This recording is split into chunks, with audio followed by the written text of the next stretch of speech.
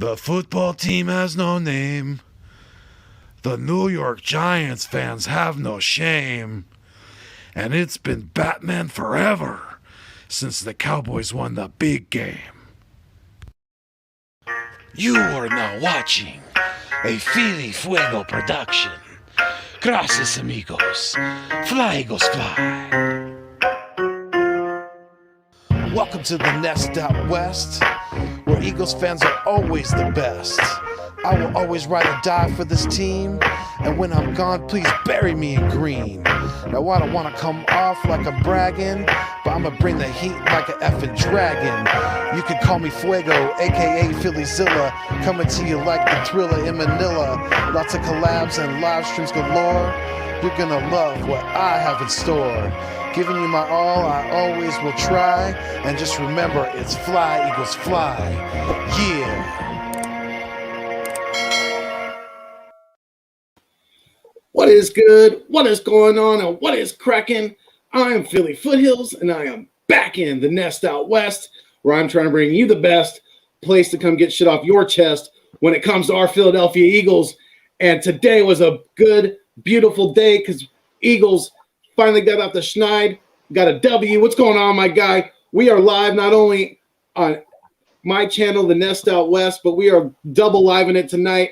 Me and my guy, AK Eagles, of his Eagles Uncensored podcast. We are doing it. We are live tonight. Not only, like I said, we're on both our channels, but we're live for the first time on Twitter as well. So you guys definitely go check us out and make sure you hit that like button. We really, really appreciate it. But what's going on, my guy, AK? How you doing, my brother? What's going on, brother? How you doing, man? Listen, I am AK Eagles. I am on the road to 300 subs. I am at 255. I've gained 4 subs in the last 24 hours, so appreciate the last 4 people who have subscribed. Trying to get to 300 as soon as possible. Would like to be there before Christmas, so help a brother out. But yeah, man, great win today. You know, I am very satisfied with what I've seen on the field and the outcome that we got. We'll talk more in depth about that here, but yeah, man, it's a great way to end my Sunday. Absolutely. You know, the Eagles, they came out the gate today. They really did, and that's what they needed to do. But like you said, we're gonna dive into that in a little bit here, definitely. But yeah, we got some people on the live stream already, so I want to give some shout outs to BLSG. He's always one of the first ones in here. He's probably one of the most loyalist subscribers to both of our channels. So, and he's also got his own, channel as well. So go check him out, BLSG. Go like, subscribe, let him know that Uncle Foothills and AK sent you. So we really, really appreciate it, and we always love the the comments and the support from all you guys. So yeah, what's going on, SG? We appreciate you being here. We also got Gio from the 215. He's all, I'm watching the game now. Yeah, the Chiefs are playing the Raiders. What's going on, Gio? Sunday Night Football is going on right now. So, yep, the Chiefs are taking on the Las Vegas Raiders. Gio says, was at work all day till 8:30, unfortunately. Oh, wow. Dang. I apologize, man. You missed the hell of a game. I hope you have it on record at least so you can watch it, because it was a really nice game, beautiful game to watch. And, I mean, the Eagles really took care of business today. They really did. They came out. Yeah, they on the first drive they didn't get a touchdown, but they got points on the board, and it just kind of built from there. And they really were able to continue to establish this run game and kind of a new identity for this football team. So it's really nice to see. But we also got Sick One Manny. What's going on, Sick One? How you doing? He said Hurts balled out today. His best game by far, in my opinion. Go Birds. I agree. What do you think, AK? What was yours? Give a little quick assessment of Hurts today, in your opinion. All you Hurts haters last week, keep coming with that same fucking energy. That's all I gotta say, man. I don't know. Yes. Whatever you guys have said has made this kid come out this week and ball. I mean, Granted, he only had 179 yards passing, but it was a very impressive 179 yards. You know, Yeah. it might not look like much on paper, but watching the game,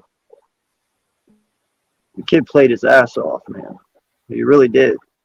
He did, and you see, Sorry. and you really, and we're Um, seeing the. I mean, today I've seen the progression, some more progression that I needed to see from him. You know, he was making some really good decisions yeah. out there. You know, really, we were talking during the game, and the really one of the only big mistakes I saw was on that interception. You know, he forced that ball Well, up his there, arm and got hit. right, His arm got hit. right, it did, it did. But like he's seen that pressure coming, so sometimes you just kind of have to eat that sack right there instead of turning the ball over. But you know, fortunately, it didn't. It didn't cost us. You know, it didn't cost us any points. I think, or if it did, it was only 3 because, um, like like Adam Archuleta was saying during the game, you know, the Broncos were moving the ball, but they were just really good between the 20s. Once Yeah. they got in the red zone against us, we really, for the most part, we shut them down. So that was the difference in this game today. And our defense really, you know, it really came to play today. It was nice to see. Big play, Slay. What's going on, my guy? Hey, Slay, the real Slay Junior. That was a beautiful return on that fumble recovery. He almost Yes, it screwed it was. up and coughed it up on that when he kind of bobbled it at the beginning there, but he was able to recover and he made a beautiful return on that. And I don't know if you've seen the replay, but at Yeah. that point in the game, it looked like Teddy Bridgewater was checked out because he didn't even make an attempt to tackle Slay, and he could have probably tripped him up if he would have dove for his feet. Yeah, and another thing too, you know, we were talking about Hurts here. Another shout out to him. You remember that third down play he had, that little alley oop pass to Goddard to keep that going? Dude, Yeah, that was a nice pass, man. You know, it's little things he did like that today that truly made me sit back and was like, you can build on this. You really can. You know, he's showing you maturity every week. He's showing you more and more. And like I said 2 nights ago when we did our podcast, you know, I feel that's the direction they went. Is a lot of people were sitting there saying, you know, we're only making him throw the ball 17 times. Oh, we must not believe in him. No, I believe it's the complete opposite. I believe they made it 17 times to lighten his workload so he's not pressured to go out there and do so much. You know, they simplified it for him to the point where it can be like, hey, just go out there and be yourself and do this as well. You know, and we'll add more on your plate as the weeks go on. We'll add one new thing in each and every week. And I believe that's what you're seeing. You're starting to see him develop as an all-around quarterback, not just as a one-style quarterback. right. You know what I And mean? they were talking about that during the game because a lot of people were, you know, for the most part they're game planning against. For the most part, they were with Jalen Hurts. They were worried about him running the ball, but now he's starting to definitely hang in that pocket a little bit more. He's starting to go through his progressions a little bit better, and seeing the field a little bit better. I think he saw the field really well today because he had. I mean, obviously the offensive line did very well. You know, they gave him quite a bit of time in the pocket for the most part. You know, there was times where obviously the Broncos brought the blitz, or you know, and he was having to escape out, but you know, for the we're seeing the progression out there that we really want to see, and No, I'm excited about that. I definitely saw what you saw, and this is exactly what I saw. Yes, he did escape out to the outside now and then, like you said, when he was forced out there immediately. You know, they did bring some zero blitzes at sometimes where he was forced to go out immediately. But Right. there was a lot of times today I saw him step forward in the pocket. He literally stepped up. We Yeah. didn't see that much at the beginning. It Right. was only left or right. You know, he never really stepped up into the pocket. Today, you saw him step up and deliver that strike to Goddard. Unfortunately, that dude got a really nice hit on him. It was Yeah. a helmet to helmet on And, Goddard, and, but It was. It The was a thing is, nice hit. and people look at his numbers, they're going to go, okay, 2 touchdowns and an intercept. He actually should have had 3 touchdowns. Watkins dropped that touchdown in the back of the end zone right before the half. And on top of that, I mean, we were dominant in the run game today.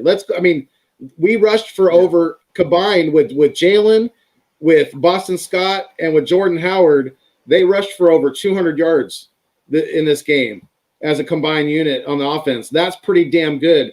And you don't need much in the passing game when you've got a dominant rushing game like that, because not only does that, extend drives, it keeps you ahead of the chains, but it extends that time of possession. It eats up clock.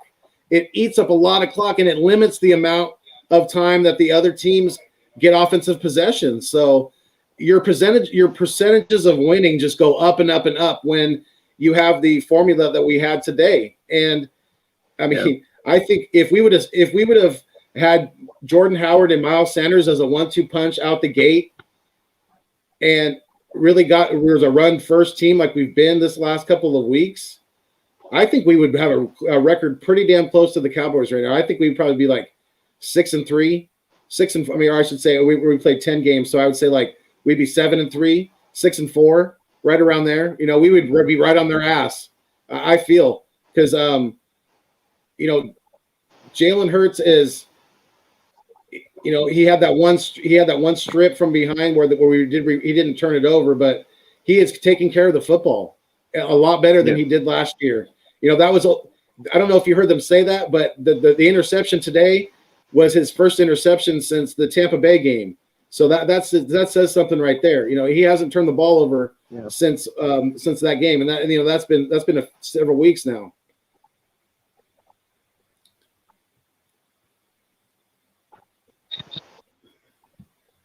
Let's see here. Kavon Callum, what's going on? He said, my dogs, thanks for going live. Going to be fun tonight. Yes, sir. Yes, sir. I appreciate you being here. Thank you so much for the support, my guy. Really much appreciate it. And yes, it's going to be a fun one for sure.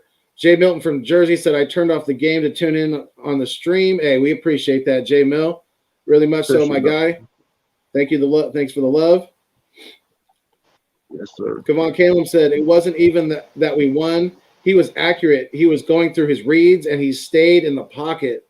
Absolutely. When he could, when that line held up, when they developed that pocket, which they did for the most part today, he absolutely did. And he was making some very good throws down the field.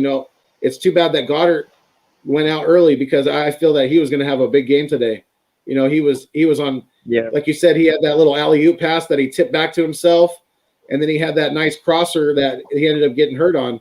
So it was just a shame that it looks like he's going to be in the concussion protocol now. So hopefully he's nothing too serious. Yo, and not just that, man, but 2 other guys I need to shout out.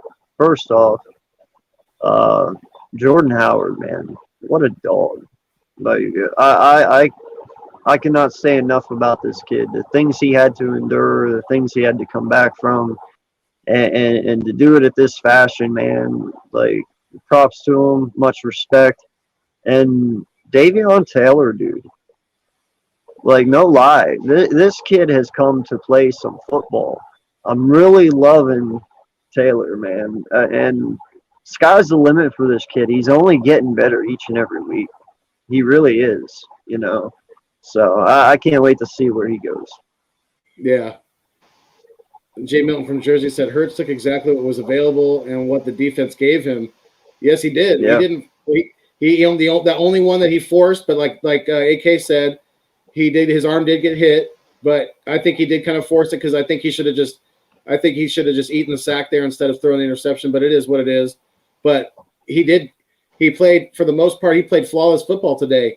And with the dominant run game that we had, that's all we really need him to do to win football games. We're going to have the beat up Saints this coming week. I don't know how serious Alvin Kamara's injury is. Have you heard anything about Alvin Kamara? I haven't, no. Okay. I heard he got hurt. So, I heard he got hurt. So, I think so. Yeah. Yeah, I have to double check that. But yeah, I haven't heard nothing. Jinx Wolf, what's going on? He said, "Where's the Jalen Hurts haters? right? Yeah, Where are right, they man. at? That's right. Oh, he Jalen won Hurts, this week. They're not around. They only come out right? when he loses. This is the new Jalen Hurts balling music. Anytime he balls out, we're gonna. Yep, Can't that's the hear Jalen Hurts. anything. He balled out today. No, No, you didn't hear anything. couldn't hear Seriously, anything. you're not hearing I the saw the what? sexy dance moves, but no. Are you hearing any of But the no sound effects? music. Nothing. No, That's weird. there's Okay, hold on nothing one there. second. You broke your toy.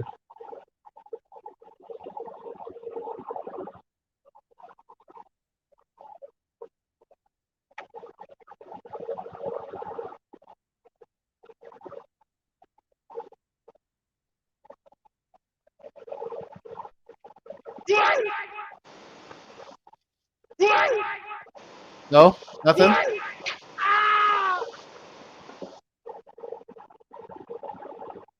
Are you there, buddy? Yes, Frozen? sir. I'm here. No, Okay. you're good. I was frozen to Birdman's comment down there. We haven't reached that far yet, but Okay. I think he's just pulling my chain here. I hope so. Big Play Slay said Darius Slay has had 2 fumble return TDs this year to the house, and surprisingly, this is the first time in a while where we played good on all phases of the game, defense and special team, or offense, defense, and special teams. Yes, we Yeah, really did. Kayvon Wallace had a nice field goal block, so that was cool to see him get something done out there on the field. But we really did. yeah. We No, played it's good. funny that you say that, Clay. Because I honestly said that backstage to the Foothills. I said this was the very first game that I've actually seen where we were damn near perfect in all 3 phases. And Yeah, that's a major plus. That's something to definitely look to the bright side going next week into next week. You know. yeah. Richie MC said, "Beware of extending Goddard a long-term contract. Maybe franchise tag him. A concussion, not his fault, but he does miss plays and games." Yeah, I mean, I like Goddard though. So is as long as he's not looking to break the bank, then I think he's gonna get extended. Because we didn't trade Ertz for no reason. Yeah. You know.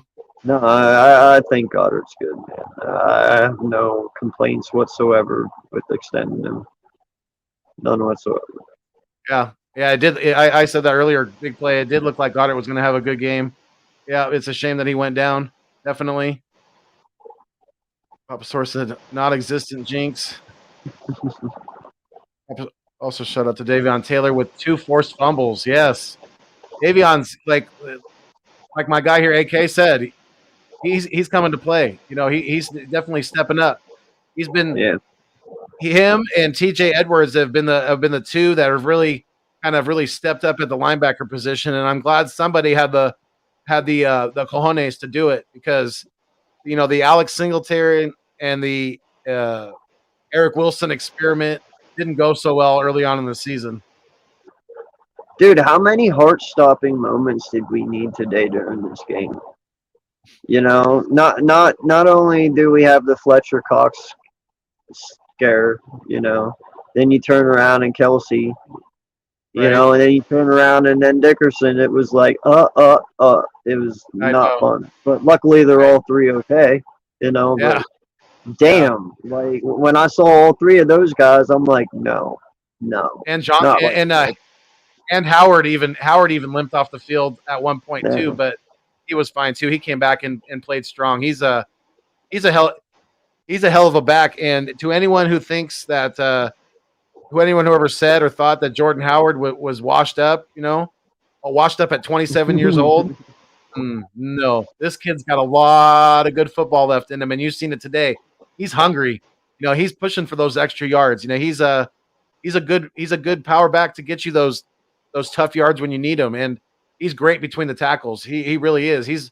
he's a talented kid, and he's getting more and more comfortable with this offensive line and with the guys Yep. around him. So yeah, just look for. I'm excited to see Jordan Howard and when Miles Sanders comes back, that 1-2 punch, that's gonna be nice. Yeah. We're gonna be liking that, I think, a lot. Yep.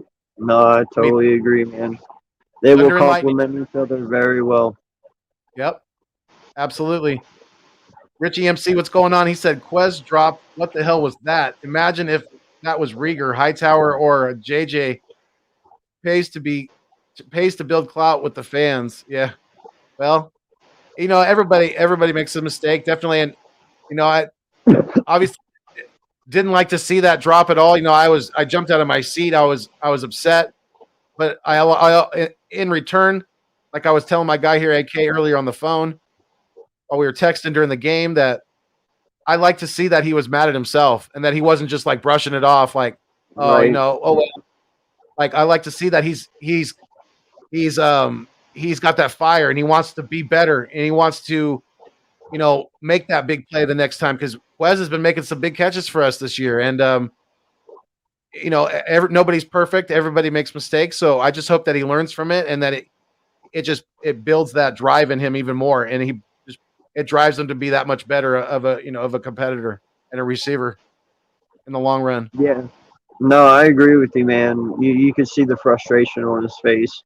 And I know exactly what happened, man. I saw it on the replay. I've even caught myself doing it a couple times whenever I used to play. You don't fully extend out to reach and grab it. You could tell he kept his arms kind of half in, and it was just like a quick reach out, and it just happens, man. It's accidental. You think you really do fully extend, but you don't, and it's just a shitty existence. It really is. It does happen, man. I think he just kind of, sometimes people have, for lack of a better word, brain farts. I think he just kind of, Yeah. on that one, because it literally went right through his hands.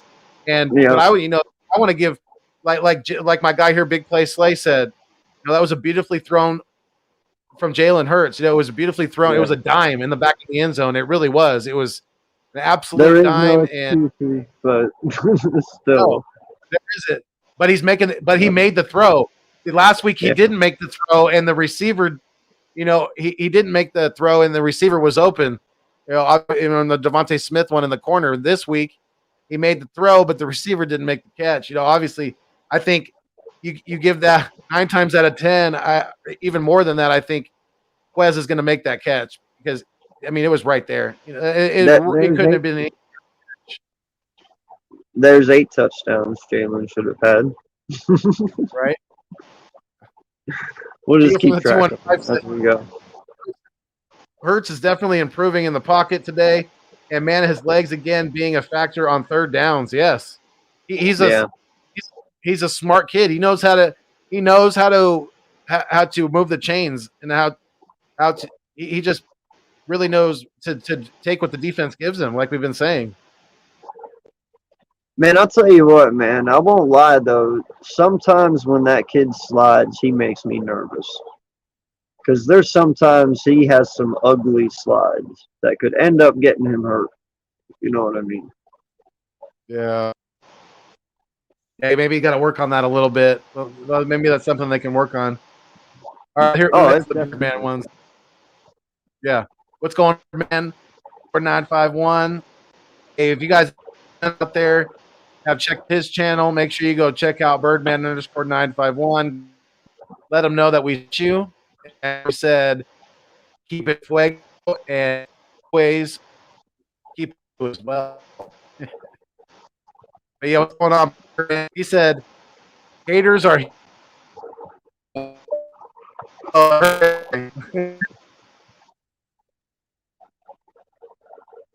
the music, LOL. Damn.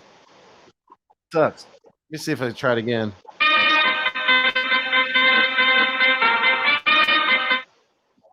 Did you hear it that time? Yep. Yeah? You're good now. Sweet. All right. That's the jazz music.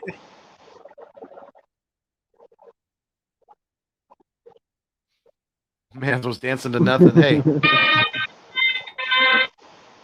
not anymore.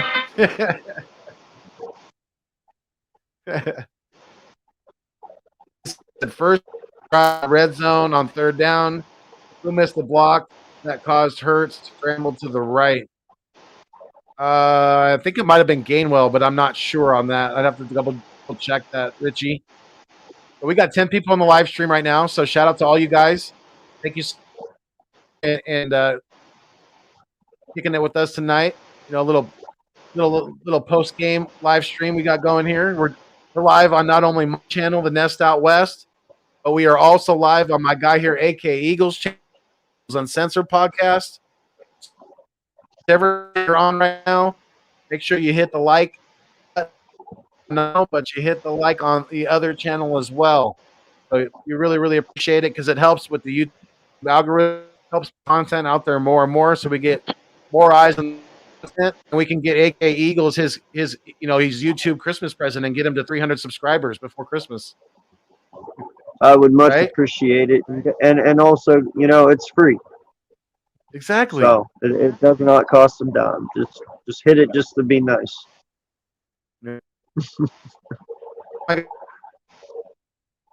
Subscribe too. Exactly. Birdman_951 said Jalen throwing those interceptions like always. He needs to stop. Wow. Okay. Well, I guess he's talking about that one that Surtain, because he only threw one interception today. I guess he was talking about that one that Surtain intercepted. Okay. Yeah. Well, Birdman, I mean, he only had one interception today, and that was his first interception since in over a month. So, because he hasn't had one since week 6 against Tampa Bay. Pops first. Now we hear it. Richie MC said crickets. I don't know. Do I have a cricket sound? I just don't know what to say to that, man. Yeah. I mean, what can I love you you, dog. That's all I'm gonna say. I love you, man. I do. Your opinion's your opinion, but I love you. I do have a cricket sound effect. I found one. Man, I lost mine. He went in hibernation. I had the perfect one for the longest time, remember? Oh, yeah, that's right. I did not even have to touch a button or anything. Yeah, I don't know if my thing's working here. Birdman_951 said, run game Jalen from choking again. Wow. Birdman's hating on Jalen. You are, Bird. That's Yo. I think. What? I mean, I think you're wanting too much too soon, Birdman. He got a quality win today. He took care of the ball. He looked good. He was seeing the field a lot better than he was before. He got the ball to Devonta Smith. Had a great game. He had 4 catches for 66 yards, averaging over 6 a catch with 2 touchdowns. So, I mean, like I said in the description, Devonta Smith, one could say, had his breakout game today. So he's laughing at you, I guess. Because he even had that pre-plan, because that shit was well in the chat before we got here, so he knew my face was gonna look like this. Yeah. Like, yo, dog, like, you gotta come on. I got some questions, man. Like, what do you want from him? I really want. I don't. I mean, what do you want for us? Like,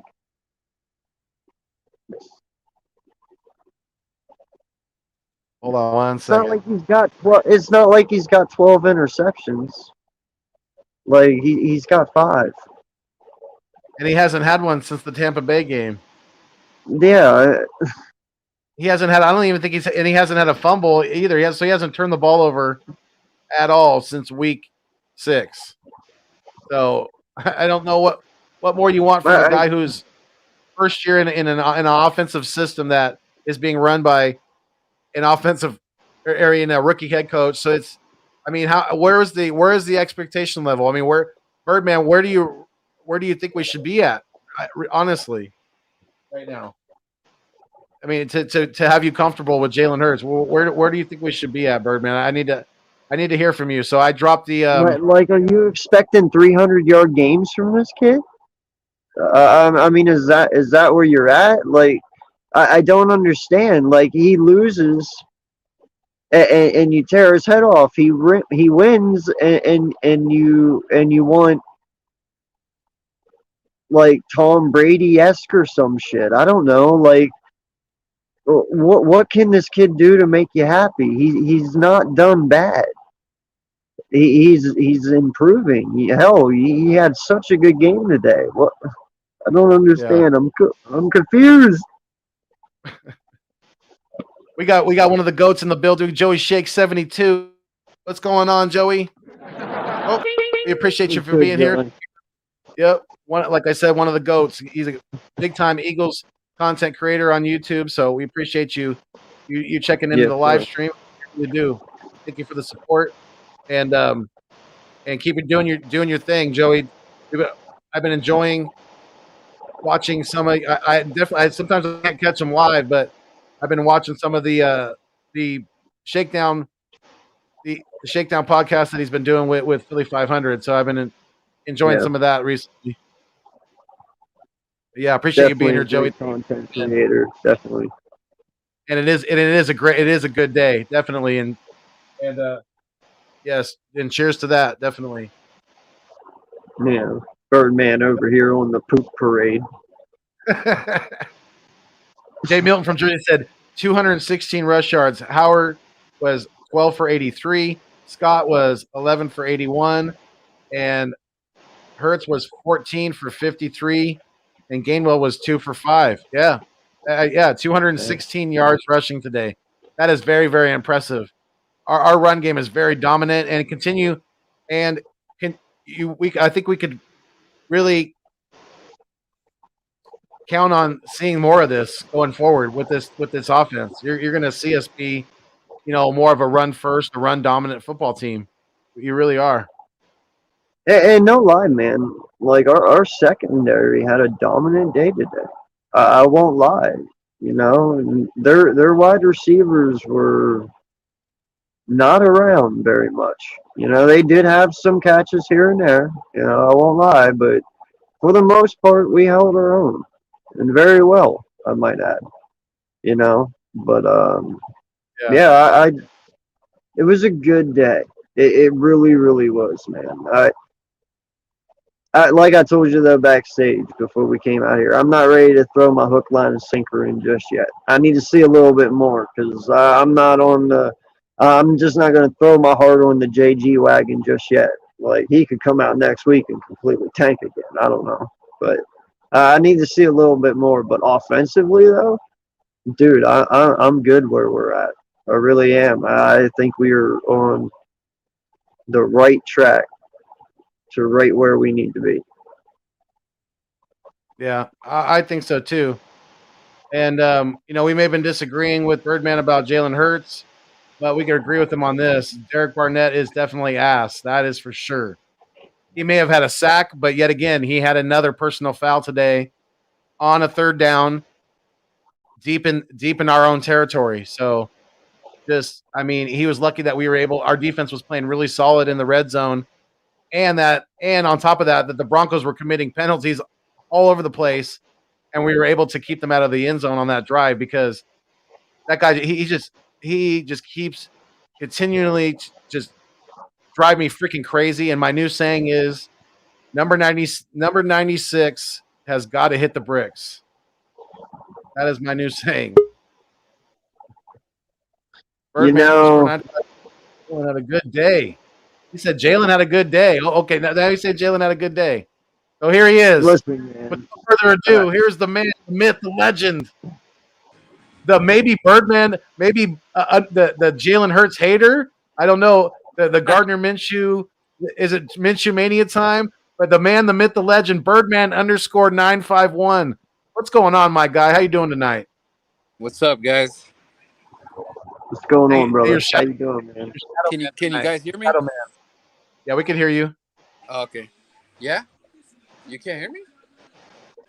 No, we can. They said they I can't can hear you.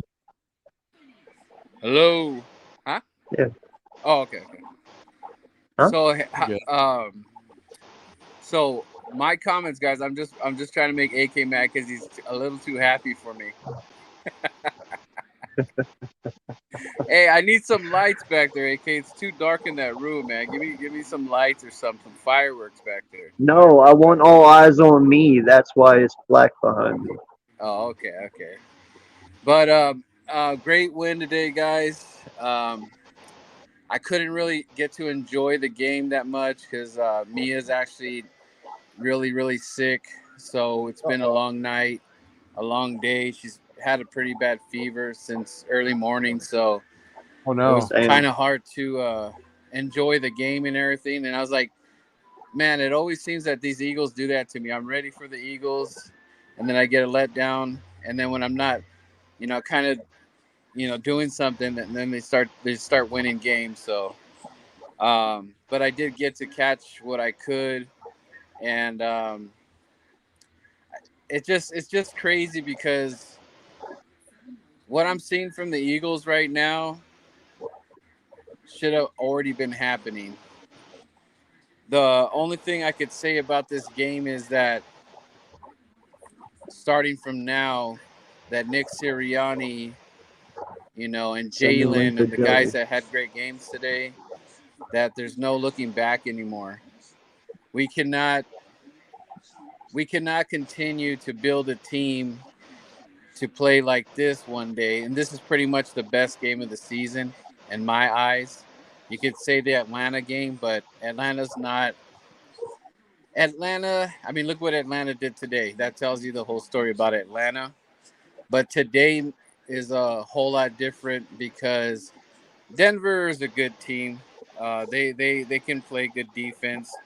You could say what you want about Bridgewater, but overall, we beat a quality team in their home, and we haven't done it. I forgot how long it's been since we beat them.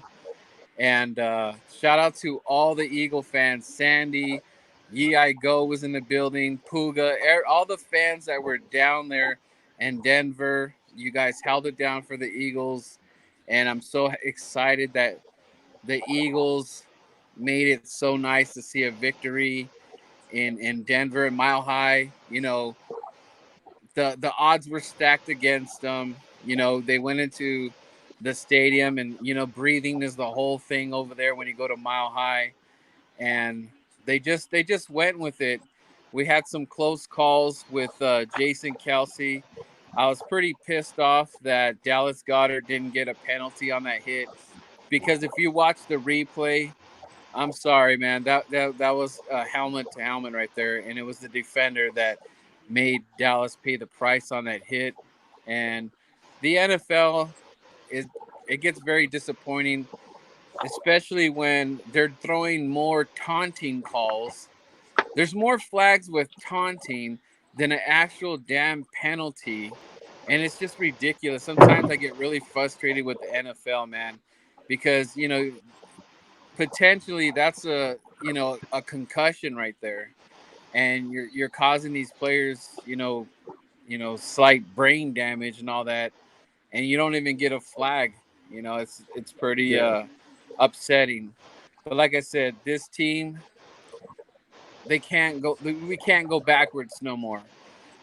The games that are coming up, we have to continue with what we saw today. Now I know we still might lose some games in here, but the formula of kind of where we're at was put in the sand today.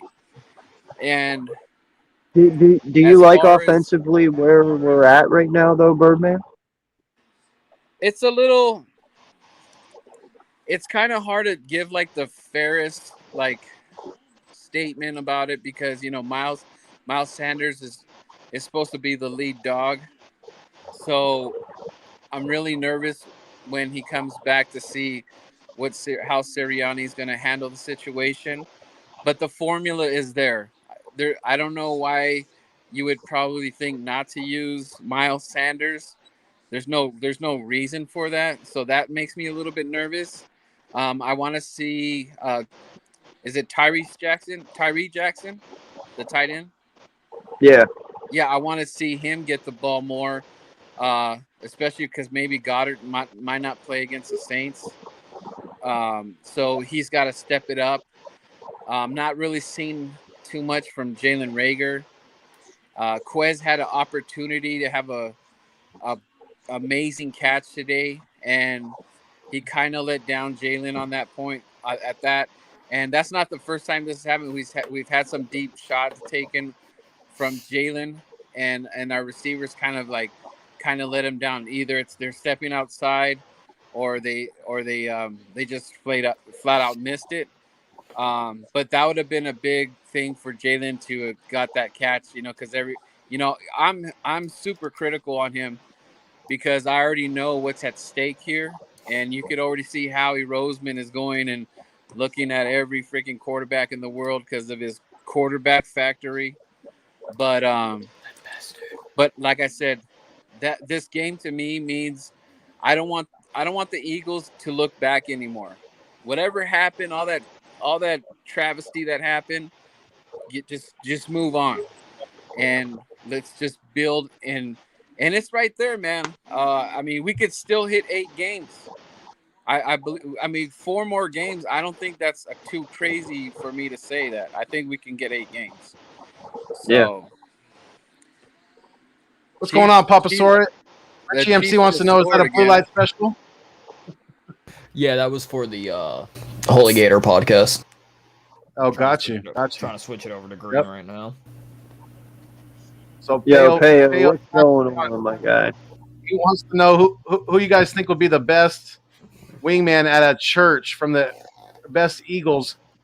He said, who on the Eagles would be the best wingman at a church? I'm going to say Boston. I'm going to say Boston Scott. I was going to say Boston Scott too, yeah. Either Boston Scott or Landon Dickerson. Man, the Chiefs had a trick play just go through for them. Wow. What's going on, Joey? What up, Joey man? How you guys doing? What's going on, Joey? Chilling. You guys doing? Everything's good? Good, man. Good to see you. Too, man. Thanks for jumping on with us. We appreciate it. Yeah, I'll be right back. Hold on. on. It was a nice win. The Eagles had a dominant run game today, and the offensive line that's what they're built for. They're not as good in pass protection, but they did a pretty good job today. But man, they were just, the running backs were pretty much were getting 4 or 5 yards, a clip pretty much today. So, Joey, what did you see today that really stood out to you? Definitely a little bit of a balance with the run game was great. Jordan Howard. Yeah. I wonder what's going to happen when Miles Sanders come back and how they're going to, configure everything with all these running backs. But to speak on Jalen Hurts, I thought it was probably one of his best games. Really the only thing that really had a problem with, obviously, the back foot throw when it was kind of tipped and kind of threw with the safety covering on that pick that he had, really was one of the only things that really pissed me off. But I think what Nick Sirianni is doing with Jalen Hurts, it's sometimes, and I like how they put him under center. They like to kind of move him around a little bit, but when they do the read options and they do the RPOs and they make him keep the ball, or maybe he makes the decision to keep the ball himself, it feels like defenses read that and they're very predictable of it. So I feel like they should still just hand the ball off. You got a bruiser back at Jordan Howard to the point where there was a couple times where, Jordan Howard fell and you thought he was down. He got back up and, he ran for another 7 yards. So I feel when the RPOs happen and Jalen Hurts keeps the ball and just goes, or he gets the ball and he waits like a couple seconds and then starts running. I just feel like, go with the first half was great. Go with that process. And then the second half, they kind of strayed away from it. And obviously we had the 82-yard fumble recovery for Darius Slay. And, Defensively, I'm not big on this defense at all. Like I'm happy with the cornerbacks, like very happy with the cornerbacks. TJ Edwards has been making some plays. Davion Taylor. But when it comes to the zone scheme and, these corners are lining up 15 yards off the line of the receivers and they're giving these raw receivers, look, they don't want to give up the big play. I understand that. Have some faith in your cornerbacks. But, at this point, it's, the pass rush it was okay today. It wasn't the best, but they got there when they had to get there. And, defense, I'm just not high on right now. Offensively, I think, there's a lot of talent here. It just has to be used the right way. And, it's a good win today. I got to say, it's a good win. Yeah. Do you think we are like right on the cusp of being right where we need to be? Do you think we're there now, or do you think we got like a week or two yet to go before we can truly say we've got that identity to ourselves? I think it's looked a lot better. Like even the first quarter of the season, we did not look like this at all. I think right now we look a lot better, and we're getting these receivers, more involved. And obviously with Dallas Goedert, coming out of the game, and then kind of not really utilizing tight ends as much. Not with Jack Stahl or Tyree Jackson's really not getting his chances really yet. So as of right now, I think there's a lot more to improve, and it hurts me so much because I know if we had a fresh scheme with this team, and I'm not big on Nick Sirianni. I'm going to give him a chance this year and see if he could keep up with this, and that's fine. Davey, with Jonathan Gannon's a different story because I think he's a one and done. But with Nick, I think if he keeps this up, and obviously I don't know if having Brian Johnson, quarterback coach, down the sideline now the past couple of weeks is a huge difference. Maybe it is, I don't know. But so far with the offense, I think it's where it should be at right now, and I think there's some boneheaded plays that are called throughout the game, which I think if you keep the ball in Jalen hands, look, if you want Jalen Hurts to run with the football, that's fine. But do it in a play sequence where you have a rhythm. Don't even for a series coming out of the half and you're just constantly putting the ball in his hands. Don't let that happen. Let Jordan Howard run the ball. Get a bounce. Let tire off the defense. Do some stuff like that. So I think they can improve, but it's looking good right now. It's looking promising, and there's a lot of talent here. So yeah, definitely. Jordan Howard averaged almost 6.9 yards in a run. Today he was 12 for 83. And Boston Scott averaged 7.4 yards a run. So we were very, very dominant, over 200 yards rushing combined on offense today. So, yeah, that's a good recipe for Jalen to have success, in my opinion, because that lowers that percentage of the offense going through his hands. And so that limits the amount of possible, mistakes that he could make. But it also eats up the clock, and it just keeps us in that we stay ahead of the chains. When this offense is functioning in third and short as opposed to third and long, then we're having a lot more success having deep drives down the field. So we're seeing some good things, definitely. Birdman, you're back. What's going on, brother? Yeah, I couldn't really hear you guys good on the cell phone. I don't know how people do it on the cell phones, man. But shout out to Joey. What's up, man? What's up, man? How you doing, bro? Good. Yeah. Jalen should have had 3 touchdowns today. I dropped that dime that he threw him in the back of the end zone. That was an absolute dime, right in his hands. It's right through his hands. It was crazy. As I was saying, I hope this organization moving forward just stops looking at back of all that crap, the film, that shitty film that we've been seeing for a while, and just kind of learns from this game, because I don't want to go into the next game and we don't even see what we saw today, because it kind of seems like we do some good stuff and then resort to playing bad football. We do some good stuff and then we find a way to look terrible. So which is it? And you're sending, if you're trying to say to the Eagle fans that Jalen Hurts is the man, well, you got a funny way of showing it, because you've been doing opposite things to make this man just to learn a little bit, in the beginning. Why weren't we running in the beginning to kind of let this guy get a little bit comfortable, get him used to the playbook. Instead, you're like, here you go, Jalen. This is your offense. I hope the best for you. It seemed like that was very suspect, and and it's gonna be tough, guys. This is still gonna be hard because Howie is foaming at the mouth with all these picks, and he is just like a kid in the candy store. And thank God Jalen's not the type of guy to take everything the wrong way, because if it was another quarterback, there'd be a lot of trouble right now. So luckily Jalen is just kind of focusing on himself right now.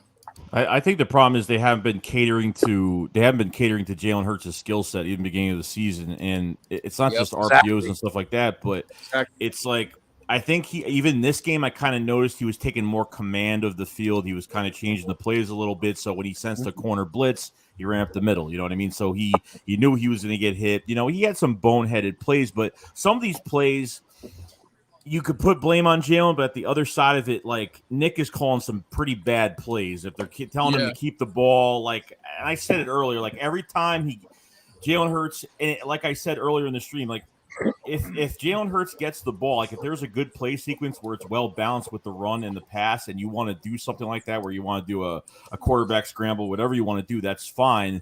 But when you literally do it to the point where it's an RPO, and he's holding on to the ball, it's such a slow motion play that defense is going to get there. Defensive line's going to get there before you know it. And he's holding on to the ball and he's running for his life. Sometimes he gets out of it and sometimes he doesn't. But I think, putting him under center is the best. I mean, at least do the play action when you can run the ball. You know what I mean? So there's a lot of different things they're doing, but I noticed that he's taking a little bit more command. Jalen Hurts is taking more command on the field and, changing things up. So it's a better game for Jalen Hurts. Obviously, I think he's definitely improving. I think it's definitely improved, the past couple of weeks. Even the Chargers game, even this defense not playing well, which it's out of his hands, but Yeah. Oh, Joey, I got a question for you, man. Yeah. Do you believe that this is a big factor of Steichen, that this is happening over the last 3 weeks? You believe he has a big stamp on this offense right now? I don't know who's been calling what. I mean, this is what I don't get, and we can all probably agree with this, because early in the season, you're like, you get a guy in Shane Steichen that came from the LA Chargers that was a run-heavy offense. You get a guy like Nick Sirianni that came from the Colts that was a run-heavy offense, and then we don't run the ball. Right. So there's something wrong with that. Any head coach would get fired by now. But because I think that the GM has handcuffed his coaching staff, and obviously finding out the news that, he goes, Howie Roseman goes to the North Carolina-Pittsburgh game to check out the two quarterbacks, it's alarming. It is. Like, I'm very harsh with this team, so I think if Howie gets a new contract after this year, I don't think this team is contending for another 6 years. Number one, 4 years until he leaves, and then another 2 to get this team ready for, but I don't want to waste any talent on this team. So I think if Howie's gone, at least if Jonathan Gann gets fired, I don't care whatever the individual assistant coaches, if Shane Steichen gets fired, whatever it is, I don't even care at this point. But I think Howie just has to. I mean, I didn't even care before the season even started. I don't care how good the draft is, whatever's going on. If Howie's got to get fired regardless. Like, I want him gone. I don't care how good they do this year, bad. I mean, whatever it is. But there's only a certain amount of time where you could blame the coaches, or he could blame the coaches that I drafted these guys and they're good players, but they're not producing and blah, blah, blah. And I think they are producing. The Eagles are actually going to be under the cap next year, the first time in I don't know how many years. And on top of everything else, potentially could have 3 first-round picks this year. I mean, the Miami won against Baltimore, so that pick changed from 3 to 6. So that didn't really help us. But, 6 overall pick is not a bad pick either. So do you go and trade for a quarterback, which we heard the Russell Wilson news and all that stuff, which I'm not a big fan of?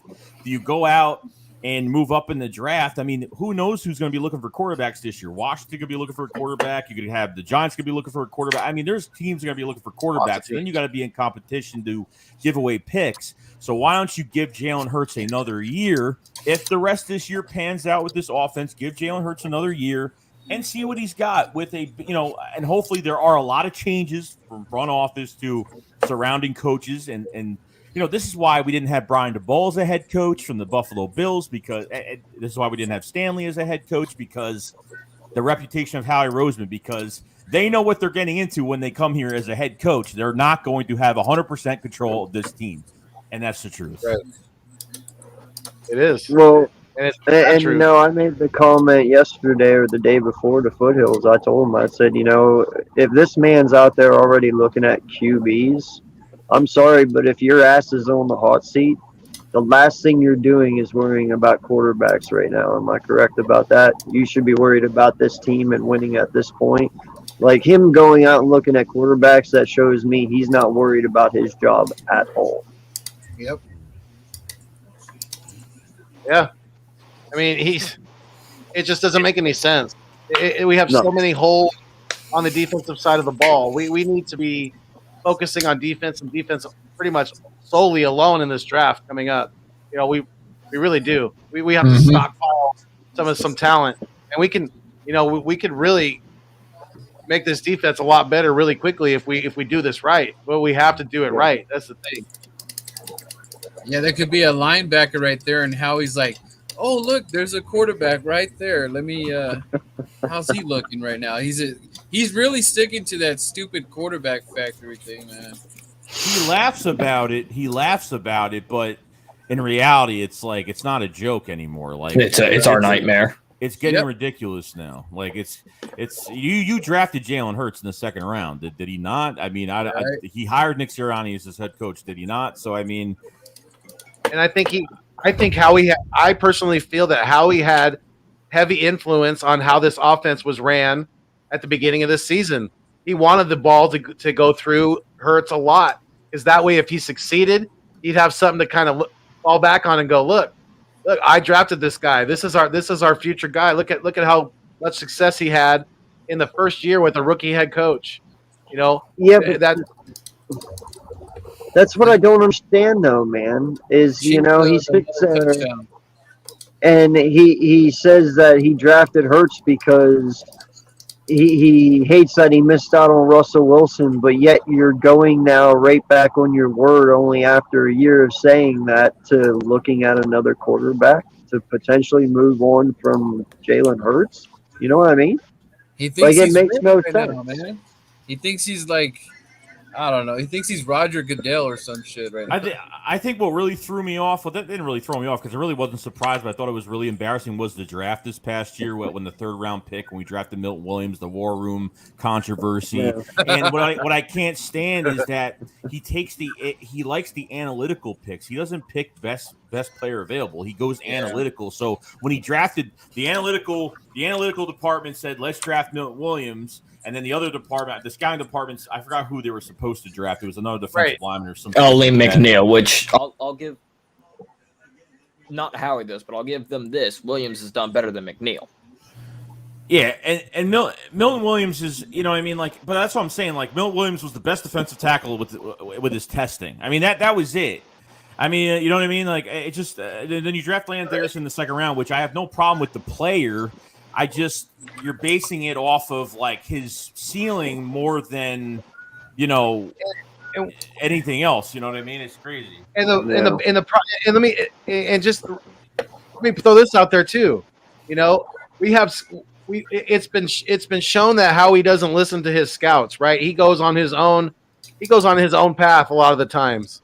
So if these scouts know that, do we really think that they're putting in their full effort in scouting talent out there if they know that their work's probably just going to be thrown to the wayside and Howie's going to do his own thing anyway? No, they're probably not. They're probably just going through the motions. No, they're probably not out there scouting these players like they really fully like they should be, because they know that their information it's going to go right out one ear and out the other. Let me tell you something. Sorry. Go ahead. Go ahead. You're good. You're good. Go ahead. Oh, well, all I was going to say is it's like I said the other day. If Howie Roseman's out scouting Howell and Pickett, what the hell's the other guys doing? That's what I want to know. Who are you guys scouting? Because I want it opposite. I want my scouts scouting the quarterbacks. If that's truly the intentions you have to go, then I want the professionals doing that, not Howie Roseman. The thing is, the scouts have also they were at the Ole Miss Liberty game looking at Corral and Willis. So we had both the scouts and Howie personally looking at and even Cincinnati. They've looked at Sauce Gardner and they looked at Desmond Ridder.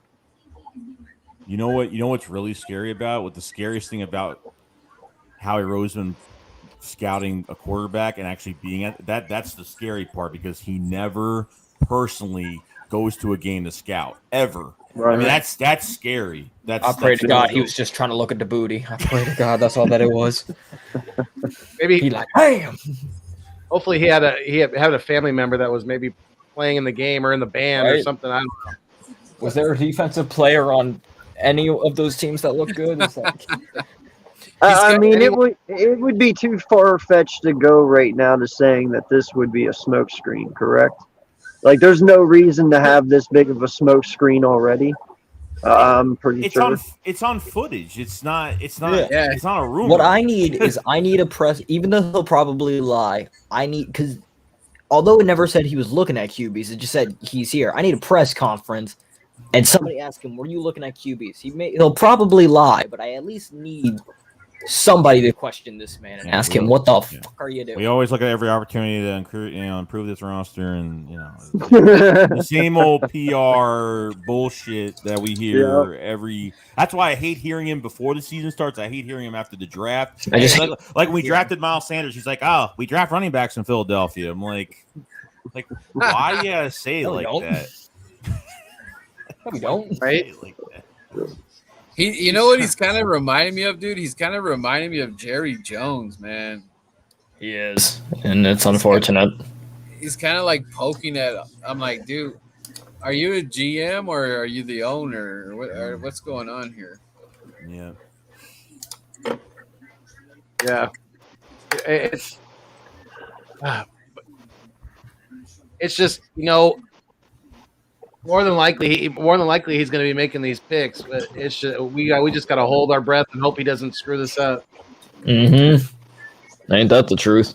Till this day, I don't think Devonta Smith was the pick. Till this day, I still don't believe that was the pick. If you're telling me the guy was trading back from 6 to 12 and thinking he was still going to trade up with the Cowboys to get a receiver, I still don't believe it. I don't, and I'm so happy. Like we got. I mean, oh my God! Like he's just. Hey, speaking of that, Joey. Hey, Joey, how you feel about Devonta? Do you feel that what you're seeing now, that he potentially can be the real deal, and he's the number one guy? Yes. Are you guys getting that right now? Yes. You guys feel that way? All right. You know what? You can't just throw a good player into a scheme, and a good player into a bad scheme, and he's just going to automatically ball out. Like it's all about scheming these players, to their skill sets, and I think they're getting better at doing that now. But I think he's going to be a something huge. Yeah, because I was getting a little nervous in the beginning because it almost felt like we get this talent in here. Yeah. We're kind of messing up on it. And I was like, dude, I hope this doesn't get to his head and then he actually thinks he's not even that good. And, I was really getting nervous there for a minute. But now he's not wired like that. He's not wired like that, Birdman. He's a low key kind of kid. He stays home. He stays out of trouble. Yeah, and but after the coaching though. The coaching I was after getting seeing him go up and make that catch today. I know what you're saying about the coaching, but we've seen it on the field today. He went up and he made that catch, came down, one cheek equals 2 feet. That's good enough, and that was a beautiful catch. Absolutely beautiful. And the Raiders losing to the Chiefs in this fashion, it's like, dude, the Raiders can never catch a break. Like Derek Carr, this is what I was afraid of Derek Carr. He has these fantastic games, and then he has a game like this that's so important to put him to the next level. Because imagine being a Raiders fan, sticking it out with Derek Carr this long, and he still has not been able to go to the playoffs. That's like, I mean, they still have a shot, but this was a huge game for them especially at home. And we could have actually beat the Raiders if we would have had our head out of our ass. I think we could have beat Kansas because we didn't start running the ball till Detroit. Right. Yeah. Well, we were planning on running the ball, but if we would have had Jordan Howard when Miles Sanders went down against Vegas on the active roster, we would have had him, and we could have, Jordan Howard could have just picked up right where Miles left off, because Miles was looking like he was going to have a big against Vegas until he got hurt. Yeah. It just guys, it frees up, it lets the defense rest. It kind of lets you think for a little bit. It's like, wow, it took this long for you to actually think that you guys can have some time on your side? You guys know what the time of possession was for us? Over 18 minutes, something like that. What was it, like That's 18? it? Holy crap. Yeah. I thought it would be like 20. I thought we were averaging like 25 or 28. Probably a little bit more. Well, Joey, I got a question for you, man. Sure. You see already how far Devonta Smith has progressed, and he's already leaps and bounds over Rager and Watkins, who are in their second year. Is that any cause for concern for you at all? I'm really mixed on Jalen Rager right now, because I think there's a lot of plays where Rager would have had a few more touchdowns and more yards this year, but I think Hurts was just mechanically incorrect with his throws, underthrowing and overthrowing, and I think Rager would have had a lot more this year. I mean, a lot of people are calling. I don't think he's the number one receiver. At all. I think he's more of a gadget guy at this point, and you can use him really. They took him out of the game today. I mean, they literally used him on that reverse, and like he had one more catch, and other than that, I mean, that was pretty much it. I was about to say, did he go negative yardage again this week? Because I know last week he was -8, and I know he had a -8 one today. So did he go negative again? I don't even know. We're producing more yardage than this man. Oh yeah, and I saw JJ coming out for Quez Watkins, and I'm just like, I don't know why that's even happening. It's still at this point. It's just Did you annoying. know what the announcer said, by the way, when he got injured? They were like, "That's tight end JJ Arcega-Whiteside down for the Eagles right now." I was like, "Bro, shut the fuck up." I didn't even care. Like, I hate these announcers. The Eagles lead the NFL in rushing since week 7. Good. First time in 72 years. Good. With 3 guys with over 40-plus rush yards in 3 straight games. Yeah, I think it's like 748 yards in like 4 games or something. Like, it's crazy. Like, it's nuts. Yeah, hold up. I have the tweet. Let me. Forgot what it said. It was on TV. I saw it on TV. Yeah, it was, because I went, see, bullying does work. First 6 games, 682. Last 4 games, 762. Yeah. No, we've been very dominant on the ground, man. So Devonta is currently at 600 yards. 604. That's not bad. You think he gets to 1,000? I hope so. I hope if he keeps playing the way he's been playing the last 2 weeks, yes, he should. He just needs to keep wearing that arm brace. So, Jalen Reagor, Devonta Smith, you're talking about? Devonta Smith. Yeah. The only one close enough. How many receiving yards does he have, Birdman, right now? Is 600, I think 604. Is he? I thought he was slow. Okay. Yeah. How many touchdowns does he have? 4. He's got a shot. 4. He should have had 5, but they took that one back where I thought he reestablished himself back down. Yeah. When I think it was against the Chiefs. Mm-hmm. Yeah. Yeah. Gio from the 215 said, "We beat Teddy Two Gloves." I'll take it. It was really pissing me off when Teddy was like changing the cadence with the hard count. I'm like, I can't stand quarterbacks that do that shit against a front like ours, because then it's then they're going off sides and they don't have any advantage. Defensive line can't get a push, so they're trying to get them off balance and stuff for that pass rush. So he started doing it, then he stopped doing it. So yeah. You want to let any frustration out on Derek Barnett while you're here? Oh yeah, no, like I can't wait. I can't wait till he's gone, bro. Like I can't wait till he walks out of here. I'm tired of it. He's a very selfish player. Not even I saw a play today, not the ones that we really did see, but I think he tackled a guy on the ground, and then while he was on the ground, he was trying to take the ball away from like stupid shit like that. Like I Right? just stop, man. Like just stop. Yeah. Just get to that point. So- There's something wrong And- with him up here. I think there's something wrong with him upstairs. I really do. He's just not right. I don't think something's a little. He's maybe a few. What do they say? A few grapes short of a fruit salad. He needs to be hanging out with Ben Simmons, get their mental health together. Yeah, I just, when a guy is playing undisciplined like that, something has to be done, man. Like, I feel like And there's it- no accountability. Especially when it's like, if it were the whole team, then it'd be like, that's coaching, even though I don't like this defensive coordinator. But when it's him, Right. through It's multiple always defensive coordinators, it's always him. There are three things certain in life: death, taxes, and it's always him. Yeah, I seen And that. did you too. guys hear when at the I think it was towards the end of the game, JJ Stinka Whiteside got hurt and he was coming off the field and they addressed him as a tight end. They said Yeah, tight that's end. what I was saying. Like, what? Did they just say tight end?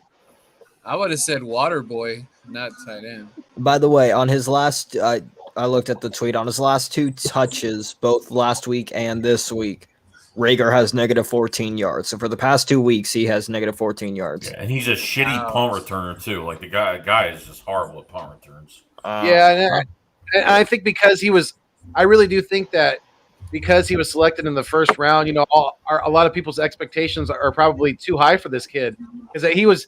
I don't think he should have ever been selected in the first round. You know, Maybe third. That was another Howie reach that you know that the player is paying for because his production out there on the field is not to the level and to the expectations of the fan base right now. And you know he is struggling. But with Rieger, I really think it's a confidence thing. If he gets a little confidence underneath him, you're going to see some good things. If he doesn't have that, like I told my guy here, AK, on the phone earlier, he's literally baby shit. He doesn't have any confidence. He's terrible. He's absolutely terrible. You can't even mix JJ Arcega-Whiteside and Rager together. I don't even know what that would be. There's nothing there. It's like, what is it? It's two Triple wasted J. picks. It's two Like- wasted picks.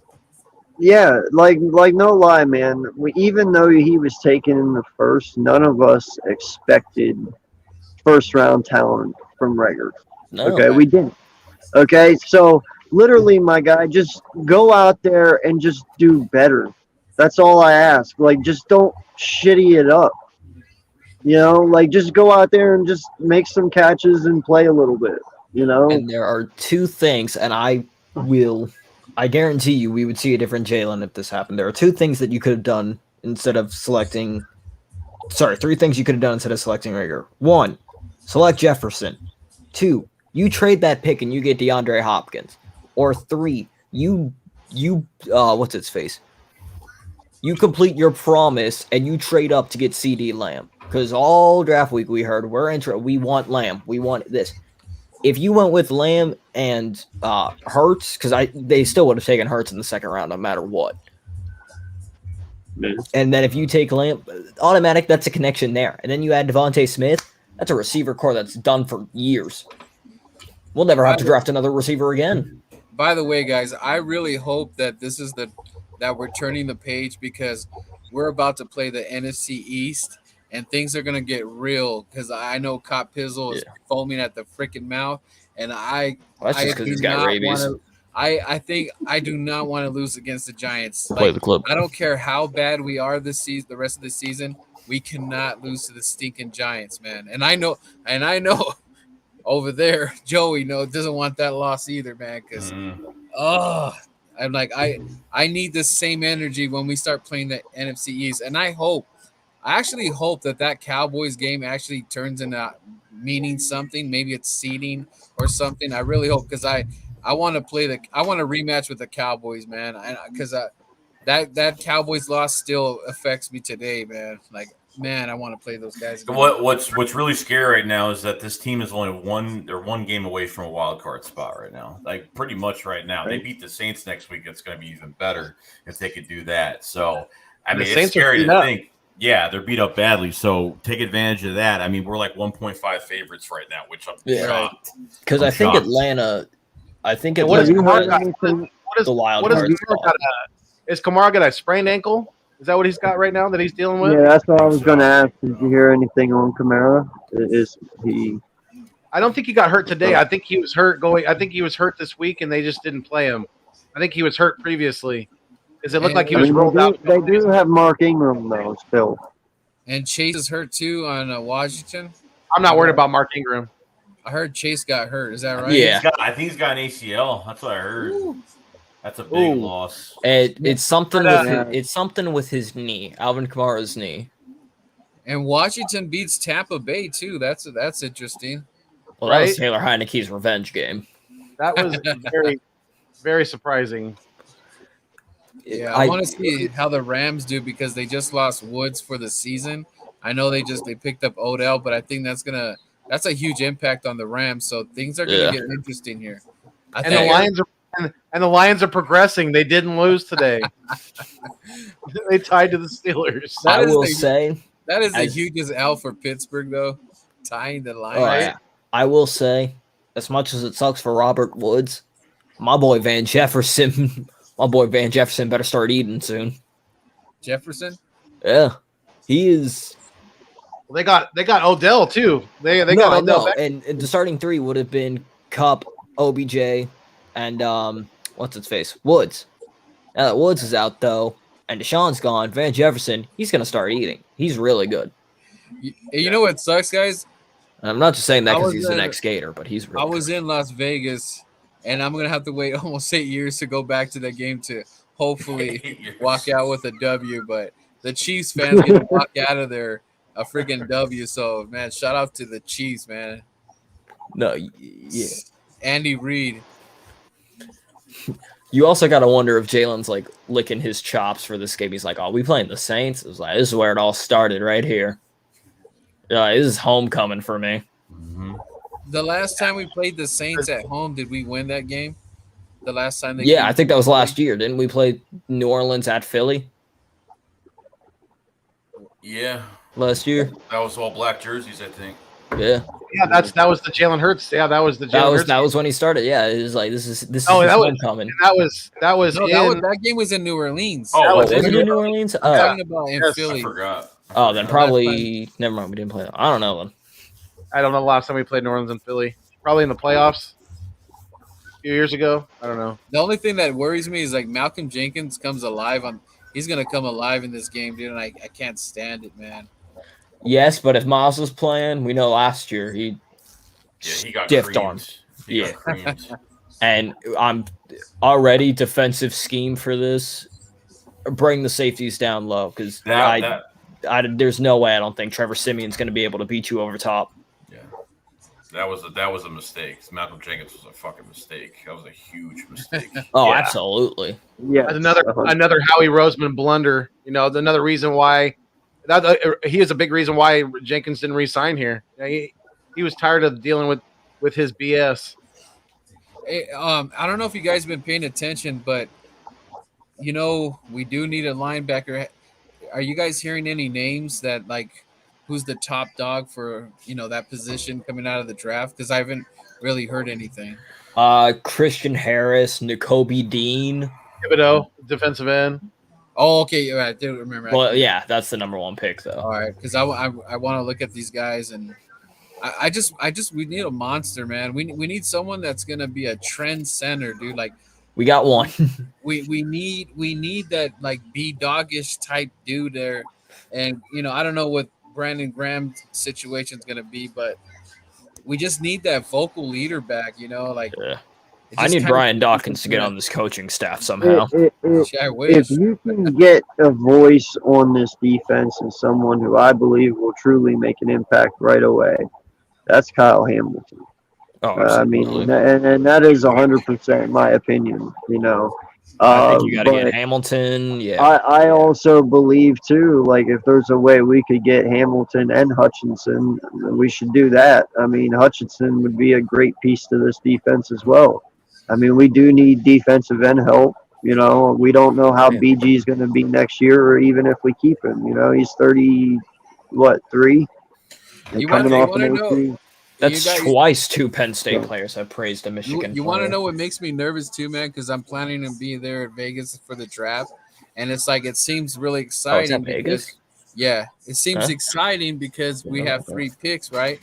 But at the same time, I'm so freaking nervous that Howie can just screw our picks up or give them away, and then we don't have any picks or something, you know. And I go to freaking Vegas and sit in the first round, and we're not doing diddly squat, you know. I will say if you got to record your reaction. that's what I'm gonna say. If Howie, if and when Howie makes a dumb pick, I better hear on national TV just Birdman go, "Fuck." I'll be like, "Oh, I know that guy." I'm gonna take the mic from John Clark. Give me that, Howie. Get your ass over here. Just bring that baseball. He bat hops up on stage. You gotta pull out a table while you're there too, man. Nah, he ain't a Bills fan. I'm gonna break the table. I'm a choke slam freaking Howie. Yeah, The it's Bills are like, gonna be like, "We'll take him." you can't believe anything with the draft and the rumors. Like, it's nice to like speculate, but you can't believe It's nice to dream. It is, and it's like, and once draft day comes, like even this year, I was so fucking nervous that whole Hell draft, yeah, dude. that whole draft. Like players were coming off the board, like I was Yeah. like, holy shit! It got to our pick. I'm like, who's left? I'm like, I was nobody really left. excited at the beginning of the draft, but that was also potentially because I was lit. And then the board just started dropping. I was like, we're fucked. And then we traded up, and I remember watching you at 500, and I was just like, 500 was screaming, they're going to take Devonta. I was like, no. I was like, here comes Justin Fields. I was like, I can sense it already. I was like, it's going to happen. God. You were using the force. I was like, I can't do it. That's why I had to go away for a week. I actually just got back from Disney the other day. I had to get away. I couldn't. Yeah. It's like, hey, when did you guys start getting nervous about the draft? Was it what? I feel like Howie's made us. As soon as Goodell walked on the stage and the boos were coming. As soon as Horn and Surtain went off the board simultaneously after everybody else went off, I was like, man, there's nobody like Devonta Smith's the only person there, but we're not going to get him. So that happened. I wonder if we kept the original pick at 6. I wonder what Howie would have done if it was the original pick.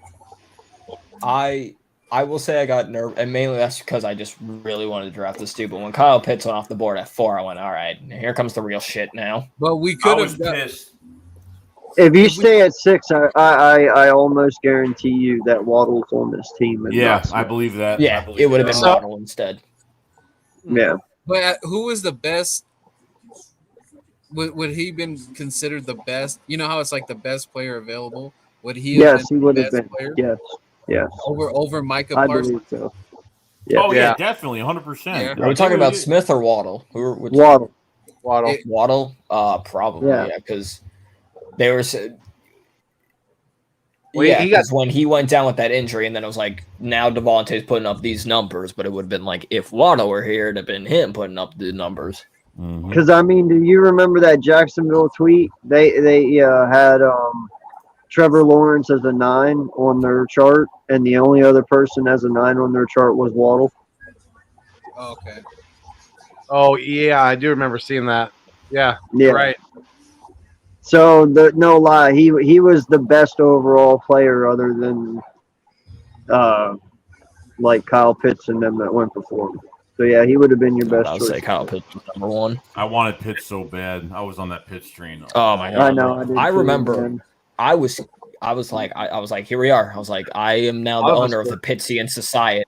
I was starting this movement. I was like, we got it. I was like, there's no way you can look at this man and go, he won't be good. Did Matt Ryan play today? You guys know?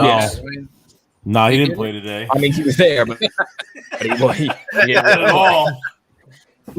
Josh Rosen. All played I'm Yeah, today. saying It was is a great day.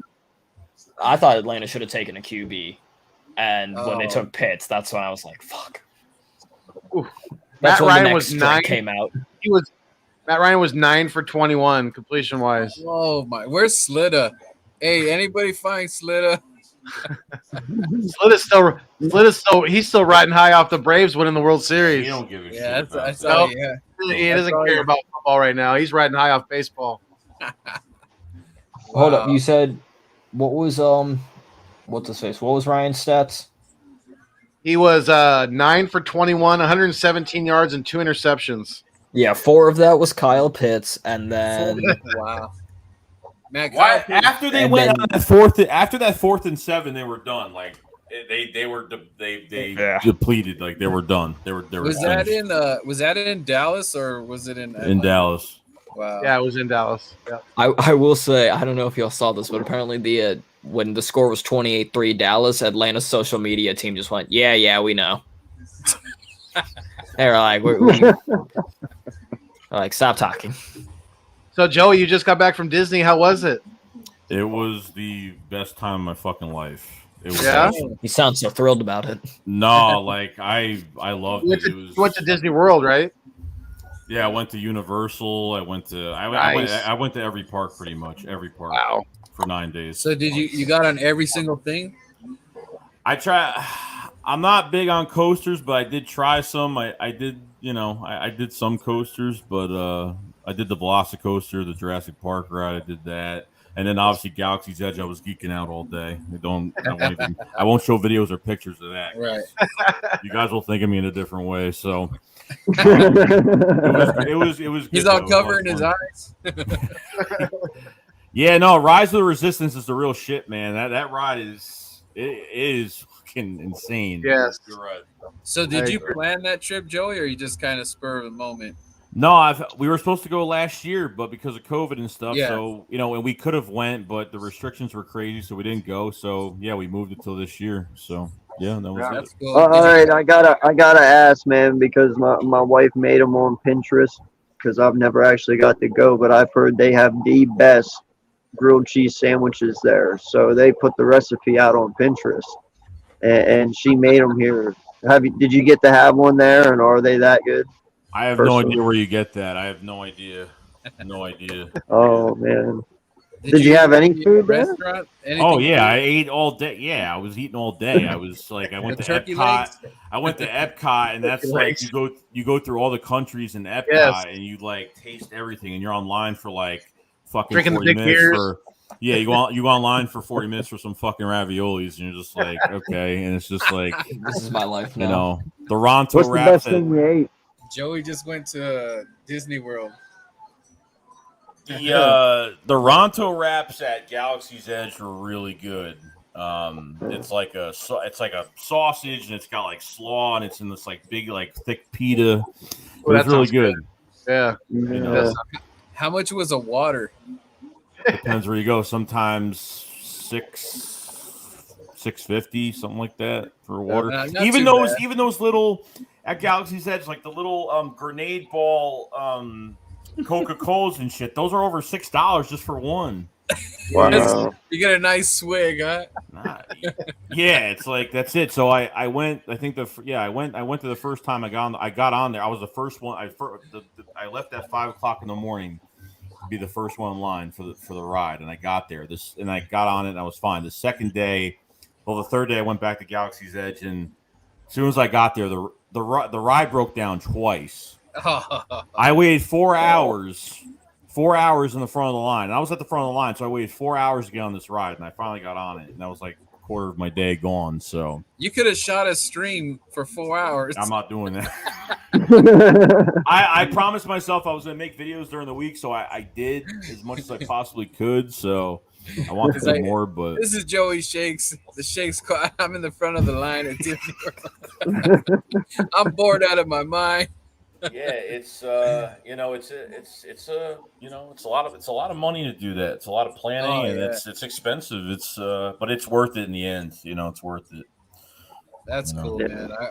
I gotta save up and take the family. like you enjoy that the most, that when you're a child, dude, and you see all this stuff. It's like I just get a kick out of seeing how the kids' reactions. So Oh yeah. I know it's gonna kill my pockets, but it's I always wanted to go to Disney World. I remember seeing, like, when I was little, watching these TV shows, like I don't know if it was Full House or something. They show them going to Disney World, and I was like, dude, why the hell Yeah. am I not at Disney World? I want to. It's like a whole nother thing, like 3 days to do all kinds of stuff. Even that they got some island out there that you could actually, spend. It's like a hotel, and you live on the little island and stuff. I was like, damn, how cool is that, dude? Yeah. Yeah, it's definitely yeah, I never been. I was always promised by my parents for years that we would go. It never took me, and then finally, as I got older, I was like, I want to try to go. So we planned it out, and yeah, it was a lot of fun. I already missed it already. A lot of So fun. where's the Disneyland for you guys? Where's the closest? Is it just California? Not Florida They have for me. Disneyland, Disney World. All right, Yeah, all right. you know. So you go on the shit that that like little shit rides like Peter Pan's Flight, It's a Small World, and like Yeah, shit that you just have to go on, just say, hey, I did it, and you'll go on it once and that's it. But yeah. I don't know. I went to. Animal Kingdom was great. Went on this like dinosaur ride, like in the dark, like this. It was crazy. Like I was screaming the whole time. That's So cool. it was The good one, though. the one in Japan, dude, that looks crazy. Is it Japan? They got Disney World over there. Like the graphics that they got going on, they're just like, I'm like, dude, you must be on some trip over there, seeing things look all cool. I mean, they go crazy over there in Japan. Yeah, they have. I Yeah. think because everything's different. Because I know they have in California, they have the Avengers, the new Avengers park they Right, have in right. California now. Florida doesn't have that. I don't know if California has.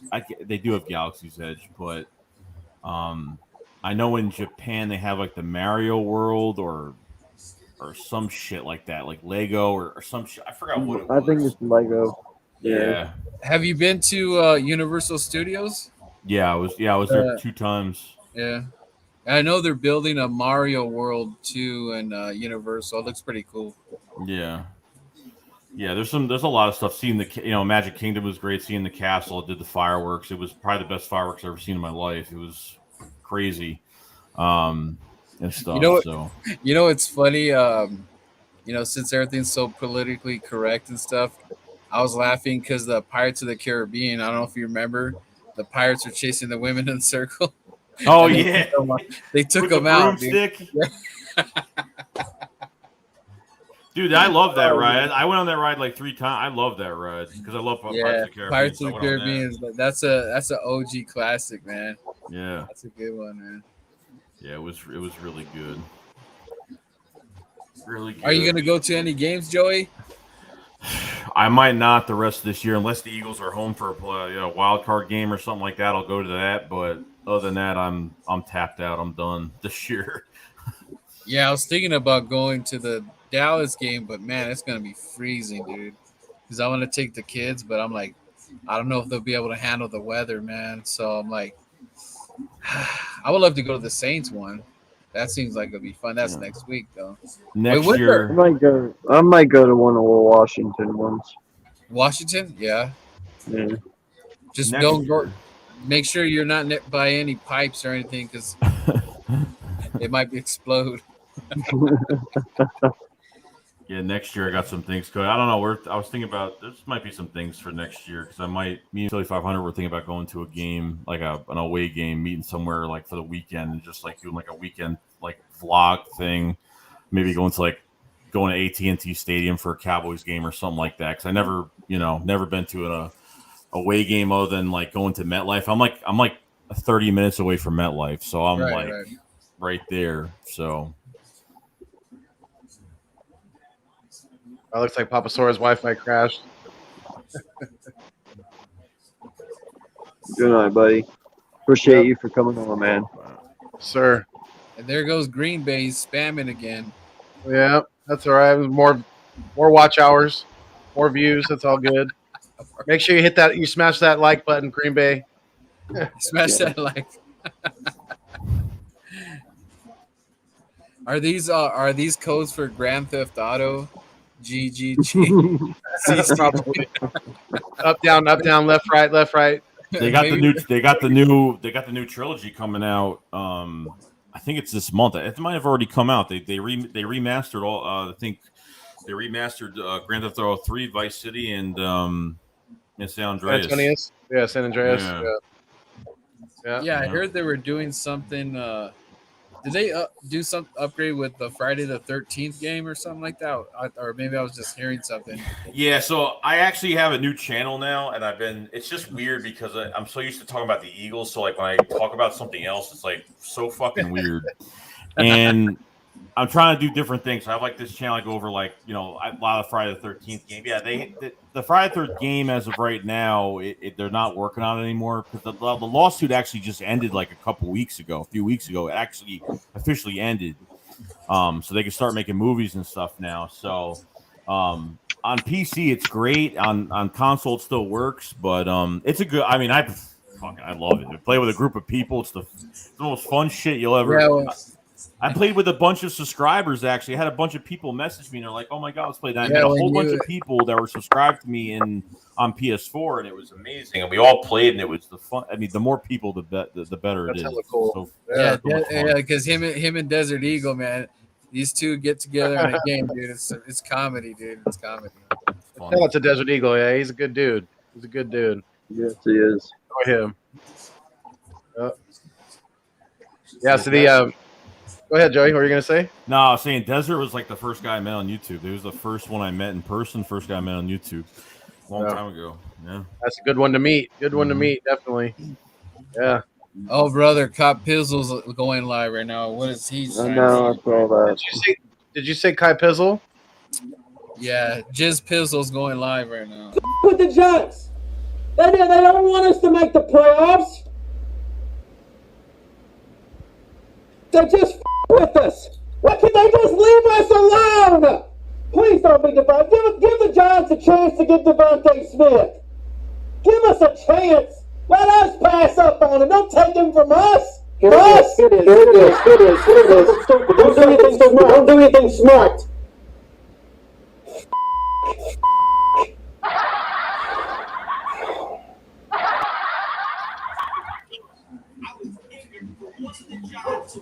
Oh my goodness, that guy. Yeah. Positioning. Because I told people, yes, the draft is important, but draft positioning is so fucking overrated. Dude, he's been doing this for 3-4 years, hyping the same team that hasn't done the squad. I don't know. I'm gonna give him the business. We are not losing to the Giants. We cannot do it. Yo. What's going on, Jerry? How you doing? Chilling. Yeah, what's going on? How'd you guys like that win tonight, huh? It's good to have a breather, man. It's good to have a breather. We can enjoy the week, and then the only thing ugly was the freaking Cowboys destroying the weakless, pathetic Falcons, not even showing up. Did you guys not think that was gonna happen? I mean, come on. Well, I mean, I didn't know Denver was gonna smack the shit out of Dallas, so I thought maybe they could put up a little bit better of a fight. But geez, yeah, that was a little ridiculous. I don't know. Dallas is Dallas, though. Definitely. Yeah, I mean the Eagles. That's what they did what they needed to do today, in my eyes, to win. They got out to an early lead. They stayed ahead in the chains, and they got points.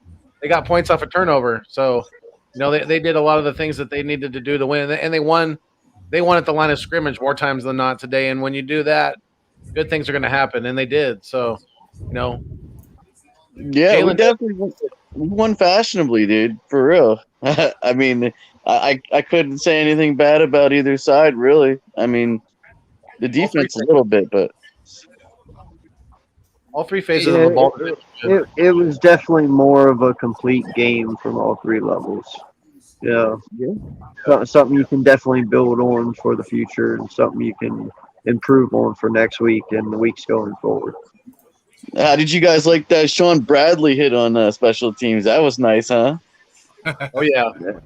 Yeah, me and EAK both commented on that. We were talking on the phone earlier, and yeah, we both caught our attention because yeah, Sean Bradley can lay the wood when he needs to, definitely, and the linebacking core is looking a lot better with TJ Edwards and with Davion Taylor. Davion Taylor, thank you, and Jannard Avery. Obviously those are the three that have been playing mostly now. I mean, Alex Singleton's playing; he's playing somewhat too, but he's coming off the bench, I think now. I just think that this is the best probably our linebacking core has looked all year. These last few games, Yeah, with Alex Singleton, he's a better role with coming off the bench and as a rotational piece. He doesn't have the stamina to be a starter, but when he does come off the bench, he's a good linebacker that way. Definitely, yeah. Yeah, and Slade taking it to the house, that was nice to see. Did you guys catch the interview afterwards? Yeah, no, I laughed. What did he say? It was just funny, man. Like he was playing along to the reporters. It was just funny. You have to see it. Check it out. So Gotcha. Daniel Jones currently has 2,059 yards, 8 TDs, 5 interceptions, QBR of 87.4. And Jalen is currently 2,159, 13 TDs, 15 interceptions, and a rating of a 91.9. 15 Did interceptions. you say 15 interceptions? Wait, did I say that? Yeah. Sorry. I was like, what? 5 interceptions, my bad. 13 TDs, 5 interceptions. That's better. Yeah. Said that wrong. And what is his QBR? 91.9. So his QBR is a little bit higher. He's got less because I'm gonna go to war with Cop Pizzle pretty soon here. So his whole debate that we've been arguing about is that Daniela is better than Jalen, and Jalen's not even. To me, Jalen his numbers could actually be better than what they were, but drop passes and blah blah blah. But currently, dude, he's developing. I mean, Daniel Jones is a 3-year quarterback. Right, but I'm saying currently, because he was beating that drum that Jalen Hurts couldn't even sniff Daniel Jones. So I just can't wait for his debate, man. That's a big joke, dude. That's laughable. Jalen Hurts really played lights out tonight, man, and he's been progressively getting better the past 2 games. So, is the first game in Get a Life Stadium or is it in Philly?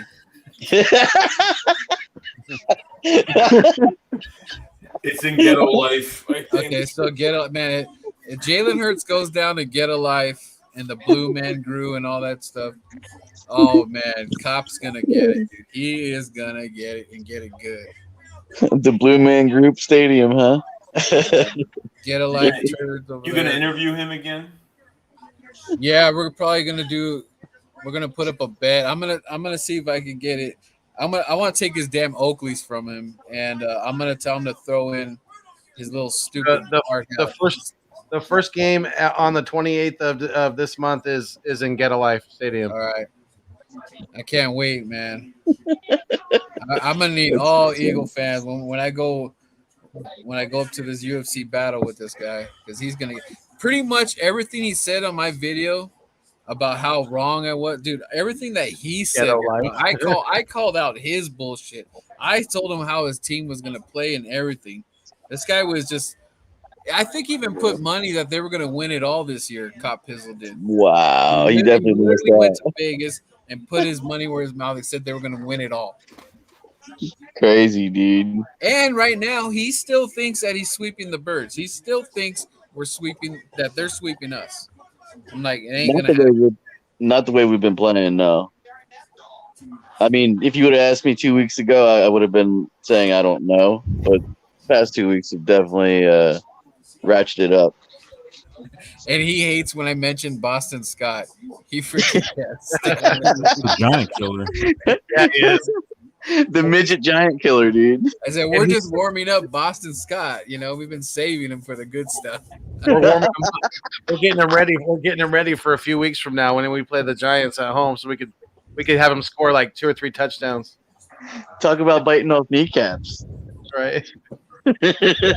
You know, and you know what's cool because when you looked at Boston today, he was like the little like a Super Mario brother. He was like dun, dun, dun, dun, dun, and there he goes. Yeah. Like man, he was really he's really putting in that second effort, man. Shout out to Boston Scott. Dude. That's funny. Yeah. I was like sometimes when he would turn the corner and break free a little bit, I was making the Roadrunner sign, the Roadrunner noise. I was going beep. Yeah, he was, dude. And dude, what about Jordan Howard, man? He's tearing it up. Yes, Yeah, he's been very dominant. The Dolphins got to be kicking themselves in the ass. But you know what's gonna make me feel They didn't use him. They didn't use him at all. You know, they didn't know how to use him. Obviously, because he's only 27. The shotgun. He's only 27, and they a lot of people thought that Jordan Howard was done. You know, that he didn't have a bright future in the NFL. Still, I think he's still got a very, very bright future. I think Jordan Howard's got a lot of good football left in him. I really do. Hey, do you guys think it's wrong for me to start believing that when Miles comes back that we're gonna get even more better? Like it's gonna be like even a better running game than what we're seeing right now? If they keep Jordan Howard in the rotation, yeah, but that's what I'm afraid of. I'm afraid they're going to take him out. They're going to take somebody out. They better not take. If they take Jordan Howard out, they're stupid. If I would do anything with this, man, I would take Gainwell and I would move Gainwell down to the practice squad and let him develop. And I'd stick with Scott, Howard, and Miles. Yeah, that's definitely the way to do it. But they're not going to. If we wanted to keep 4, what would we have to do? We have to cut another. Well, not cut, but take another tight end. It would have to be a tight end or a wide receiver. I'm cool with that. JJ, gotta go, brother. Yeah, JJ, I'm cool with that. Yeah, I definitely do that. It can't be a tight end because we can't afford to lose any more tight ends right now. Or how about we'll let Rager take some time off? JJ Arcega-Whiteside and Derek Barnett can take those first round draft hats that they got or wherever they were picked. JJ was a second round, right? But whatever. Yeah. But they could take the draft hats, they could turn them sideways and shove them straight up there, you know what, and get the hell out of Philly. Exactly. Yep. Get. I'd rather them have Kerrigan play instead of Barnett because neither one of them really do much. I'd rather have Kerrigan because he's not going to mess it up. I mean, another penalty tonight. You know what I mean? Like this guy, he's just like so reckless. I can't wait for next year and he's gone. We ain't got to talk about him anymore. Me too. Well, he had a roughing the passer and a false start on that third down. So he had 2 costly penalties to one sack. He did have a sack, but he still continues to have more personal fouls than sacks. So, I mean, and then personal fouls are more costly. Like when he does it, it's the wrong freaking time. It's third down again. Other than Barnett's, I don't know. I guess he's our Mr. Penalty Happy Man. Our penalties are actually pretty decent. Wouldn't you guys say they went from being pretty horrible to pretty minimal? I think. We've been excellent there. I think last week we had 3 for 25. That's it. Yeah, so I mean some improve. That's a huge improvement because in the beginning, what was it, Mulata? Who else was getting offside? Johnson. Yeah. Man, that seeing Jason Kelsey on the ground like that, oh man, that made me so freaking nervous, dude. I was like, no, dude, come on, not right now. Kelsey, I mean, Dickerson got hurt at one point. Right, that was another one. Yeah. That was cute. I was like, why is it when we're winning? And then Cox. Slay was down a couple times, but with Slay, I knew it was pretty much it was cramps, with Slay. And with Kelsey, it was probably exhaustion because the offense had not been used to being on the field that much, especially in the mile high air. AK knows we know how thin that air is up there. So Hey, hey, Fuego, did you see Teddy Bridgewater when Slay was running right past him? He's like this. Here's Teddy Bridgewater. He's like, right this way, sir. Yeah. The end zone's this way, brother. The end zone's this way. He jumped at him. Sir, right here, Mr. Slay. The exit is this way, Slay. Here's your tickets. Oh, it's funny. He's getting clowned, Ted. He's getting clowned for that. Oh yeah, big time. Because he didn't even make any attempt to make a tackle right there at all. He was like, nope, not doing it. I don't blame him though. I really don't blame him. No, not with his two gloves. No. Well, see, and that's why you got to watch Slay's presser after the game, because he made the comment and he was being funny. He's like, "Oh, because he knew I was going to give him a stiffy." He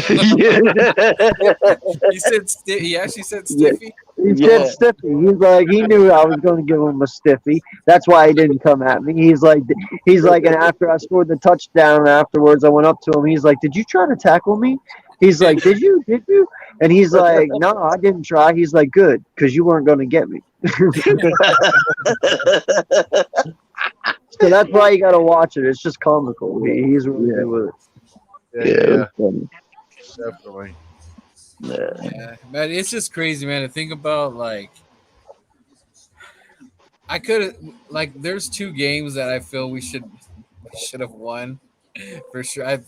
I'm still holding on to that, but if this organization can see it and Hurts and kind of see what we can do, then you're gonna, if you continue to grow from what we did today, don't go look back, don't go to the Saints and we just give them a 50 burger or something like that, but just move forward. Don't look back, And I'm not saying that that means we're going to the playoffs and all. I'm just saying just play that kind of football, and that's all we can ask.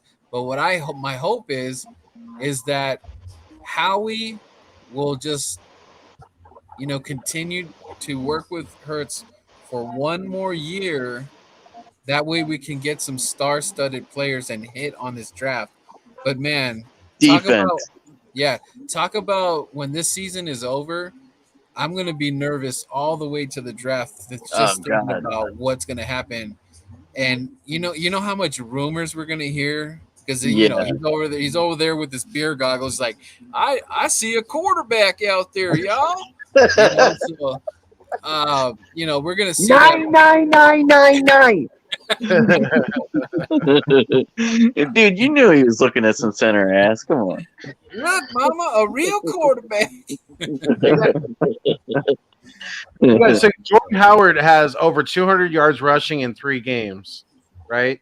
Miles Sanders only had 300 in 7 games. Yeah, he got hurt at the beginning of that 7th game, so you can kind of take that for what it is. So say 6 1/4 or whatever. But I mean, Jordan Howard has had a lot more success in a short amount of time than Miles did. And if they even think about freaking moving Jordan Howard off of this roster, they are not trying to win, because the thing about it, Fuego, we've had this success when we went to Green Bay and Lambeau, and I was calling them Thunder and Lightning, which was Howard and Miles, dude.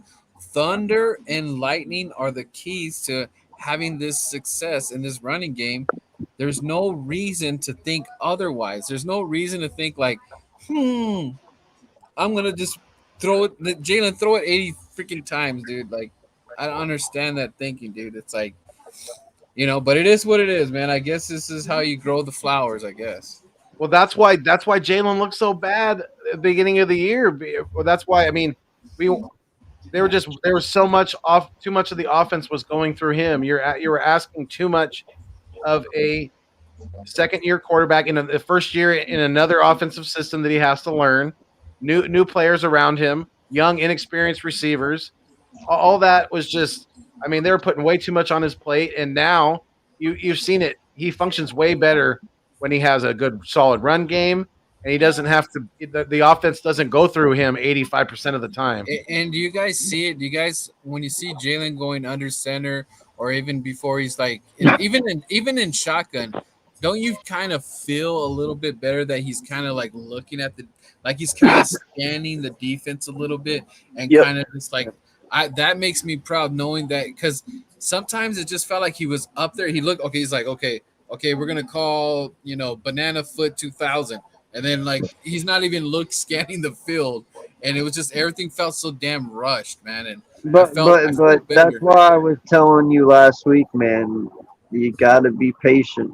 I mean, sometimes this shit might look really ugly. I get You, it. It might you look know, really bad. what distracts me, AK, is because I'm looking through a different lens of Mr. Howie, because Yeah, no, I get it. when he sees all that stuff, like, oh, Jalen did this again. Jalen didn't look, he can't throw this, he can't throw that. He doesn't know how to read defense, blah blah blah blah. He's hearing all that stuff, and then you could already see he's over there at the college games now, looking at a potential. See, like he's already it's like did you really need to go to the college game right now? Did you really need to do that right now in the midst of the games that we're playing Denver? Shouldn't be worried about Denver, not college games right now. But he did that because you know what he's doing? That he's mocking the Eagle fans. He's like, Yep.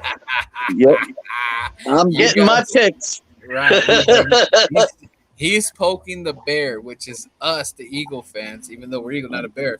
But he's poking at us because he's telling us, look, I'm the shot caller right now. I hold the keys to the Lex. You guys are just fans. You guys fans, you're not picking nobody. I pick. Well, and I want you to look at it in this way too. And I don't even know if he might be intentionally doing this, but I know he's not intentionally doing it. But I But hope it's this is something. what is happening, is because that news goes out that he's looking at quarterbacks. I hope that negatively drives Jalen Hurts to be like, oh hell no, this is my fucking team, and that's what's making him start to even ball out more. Well, yeah, Yes, did sir. you guys see it on the news? Even though that's Or not what he's trying to do, I hope that's what Yeah. he is doing by these comments coming out. If you get what I mean. Because Yeah. I Yeah, didn't think it definitely. was that big of a deal, but I actually think I saw clips of it on, ESPN and all the networks. They actually showed Oh yeah. the thing. So I seen how he did there. So by his little gimmick thing that he did, it caught traction, because Oh, they definitely. they know that's clickbait crap right there. Anything that's gonna rile up the Eagle fans and stir the pot and be like, Media. Media talking. So that might have been like his little negative slap in the face, like, hey man, your rent's due. You got to step it up. I don't know. Who knows? but like I said, we're lucky that Jalen, for all the crap he's been getting and hearing about Watson, and there's Yeah. so many quarterbacks are tied to the Eagles right now. It's not even funny. But It's not phasing him, dude. It's yeah, not. Jalen's gonna. Yeah, he That doesn't. dude's a rock. He doesn't. He blocks all that out. He really does. But He ain't got time for that shit, dude. He got to put the time into the work. Well, and I believe that's also why a lot of the media goes at him so hard, is because looking back, he's the first quarterback I've seen in a while that we've had that they haven't been able to break. If you look at him, like he's not one of those guys you can really get to. Well, You see and the the other media, two they things, talk to AK, him, and yeah. let me ask you this, man. Let's say this guy gets a QB, right? Maybe not the first, maybe it's a second for the second pick, or maybe it's the third pick. He gets a QB. I don't know who this QB is, but he just gets a QB, right? And it's not saying that it's to take Jalen away.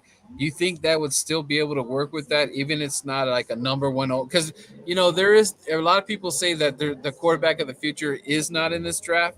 So let's just say Howie just gets a quarterback. I'm not saying any position or whatever. Could that still work where Jalen's still the number one, and then we have a backup QB, and then maybe someone throws some, peanuts at us for Minshew or something? I don't know. But here's a 6th round pick for Minshew. Do you still think it'll be okay where it's not where Jalen doesn't take it like, oh, you just drafted my replacement, or he's gonna be like, well, I don't care, I can still earn my position, you know?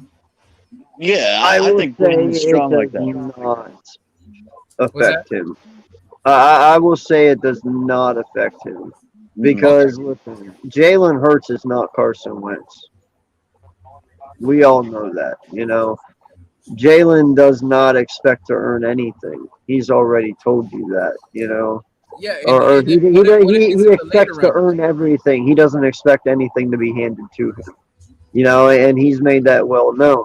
So if they draft somebody, that's the one thing I never understood about Carson Wentz. It's like you It's sit there his and to you say lose. that you are better than Jalen Hurts, then you should have stayed and proven you were better than Jalen Hurts. Well, if they go out and they draft another quarterback, Jalen can sit there and say, no, I'm better than this guy. This is my team.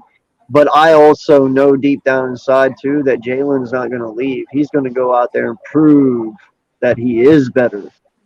He's going to do the thing Carson didn't do. And that's what makes me more comfortable with it. Yeah, because maybe these guys do kind of drop in the draft or something, They and will. yeah, because like I said, right now there's this is not the quarterback year or whatever of the draft, so maybe they do fall, and then I think it'll make us Eagle fans rest a little bit. But if it's like what was that? I forgot the Corral guy, right? That he's supposed to be going Yeah. number one or whatever. If they make the say he does better in the season and his number, they're like, oh, this is the guy, and then how he's like, oh, I'm all in. It's the first. Okay, then there might be a little bit to that, but even so, man, I don't know if Corral has those astronomical numbers. Like when He ain't getting a Heisman. what's that? He ain't getting a Heisman. Right. Well, yeah. So, um, it'll be really Other than Willis, does anyone in this QB class have Hurts or legs like Jalen Hurts? Other than Willis, I think Corral. I don't know if he's as fast, but I think he's pretty good. Where's Carell from? Oh shit! What college is he from? Isn't he Ohio? Yeah. Is it Ole Miss? Wait. I thought it was Ohio. I don't know. It was Ole Miss. You have to look it up. Well, yeah, I don't know, man. Like, listen, that's the thing with me. Like, unless you can truly sit there and tell me that there is a 100% guarantee that the person you pick is and will be the franchise quarterback of this team, then no, you don't do it. Because listen, the aspect that makes Jalen special is his legs. And if you go out there and you get a Pickett or you get a Corral, yeah, they might be able to scramble, but they're not fucking Jalen Hurts. You know what I mean? Like, I get it. Their arm might be a little better, but listen, man, this kid has showed you his heart. He has showed you that he's not afraid to flip over somebody for a third down. Pickett ain't going to fucking do that for me. He ain't going to do that for you or this team. None of these young guys are going to do it. Hurts will. Like, there's things that he has that you can't. You just can't throw it away. And like we all agreed, that no one in this QB class we can sit here and for sure say they're the guy. Well, not just that, but Jalen's put in the work. You know what I mean? And he's evolving right in front of our face. You know what I mean? These guys that they'll draft, they're gonna have to get to where Jalen is. You know what I mean? And he's already got that progression in the games underneath of him. So it just doesn't make sense. Plus, he's 22, and he's also younger than some of these guys coming out in this draft this year. You realize that, right? Hurts is 22. Some of these guys are 23 and 24 coming out. You want to know what's a big question mark too? AK is like, okay, say we end up we're sticking it out with Jalen, right? Okay. Mm-hmm. I want Howie Roseman to draft the best player on the board. I don't want him to whim it and just be like, oh, this is the guy I like. He has to stop putting the guy he likes to the best player on the board. And then, like I said, I don't even remember the last time we had 3 first round picks. That's why this is like one of the hugest drafts Yeah. in a long time. But I don't want him to use his I like this guy. I want the best player at its freaking position. Well, he did a good job last draft. You know, you got to give it to him for that, because he did pick the best players. You know, that they scouted, and Well, that the coaches wanted. My only problem, like, I'm okay with the Landon pick, Mhm. but I'm really wary of getting guys that are coming off like bad injuries like that. Yeah. Personally, I think I would have He took could wait it. Asante Samuel, because we don't have that corner yet. Not Right. because I don't like Landon or anything. It's just Yep. because that was a position of need. So can you imagine I if we had agree. Asante lined up with Slay this year? That would have been cool. I would have been like super geeked for that, and our future would have looked a little bit brighter in the corner. Because Mhm. I don't know what we're gonna do with Slay, and Nelson was probably like a 1-year deal, but I don't know if we've been be running as good as we are now, though. See? So if you're taking Landon out of the picture, we're not running as good as we would be with Howard. Well, here's where I am with that. It's I got what you're saying, but I'm just saying, like, as far as like us picking people that have been injured really hasn't been working well with us. So when Howie made the pick, it kind of felt like that was a gamble. And then we kind of got lucky that Landon is playing right now, because I thought he wasn't going to touch the field at all. So it kind of worked on our favor, but somehow we're going to need a corner safety. But before safety and corner, I really want to have a beast linebacker, man. We just got to get it. Well, yeah, I the agree. one thing I you agree with can't everything you overlook, said. though, too, for this team and what we do in the draft is also what we choose to do in free agency. You know, Yeah, I mean, I can count that as part of the draft, really. And I would like to get a veteran receiver in this group. And that's no, I'm can I not taking can I shots at say it anybody. right now? Godwin. You I think want so? Chris Godwin. Fuck yes, dude. Tampa is not going to be able to afford to keep this kid. I'm pretty sure. I'm pretty sure Chris Godwin's coming to free agency, and if he does, grab him. Godwin and Smith. Oh my God, that'd be amazing. Well, like I said, we need that veteran receiver, dude. Like, um, And he's 25, and he's a veteran at and 25 years and old. then people could say like, well, they didn't do that for Carson. I'm like, well, yeah, they sort of did when they got Alshon and then Torrey. So we've kind of already played with that. It's just when everything kind of fell to shit, there was just too much things going on with Dougie and the locker room, and there was just that Super Bowl kind of like it was a blessing and then a curse at the same time. But Man. I don't want to be. If we could put Jalen in a position where it's not, I mean, can you imagine if our defense is what are we ranked right now? Are we like in the top 20s or the late 20s for our defense? It's low. Defensively, I believe we're like 12. 12? Yeah. For maybe for a big play, like and like So we're for in the teens right passing, now. but not in the running game. Well, I mean, overall, AK? What are we overall defense? Yeah, What are I'm they? saying I think our overall defense is ranked like 12th to 15 in there. Okay. It's right in there. Well, if we That's not bad. let's say we step it up another 5. So can you imagine giving Jalen another 5 there? That just the overall team gets better magically because you're fixing your defense. Yeah. Yeah, Plus, you have can to get the ball take in in account. Jalen's Plus, hand you more. need to take in Hand more. account for Tay Gowan and Vincent Jr. If we can develop them guys into being solid corners for the future, they are both. Tay's a rookie this year, and Vincent is how old is this guy? Do we know? He's young, right? He's like 25 or 6'2", right? Yeah, he's a young. The only thing too, the other question that we have as Eagles fan is, are we developing players on the defensive side of the ball? Do you guys feel we could say yes to that, or the Yeah, jury's still out? yeah. Look at Davion Taylor.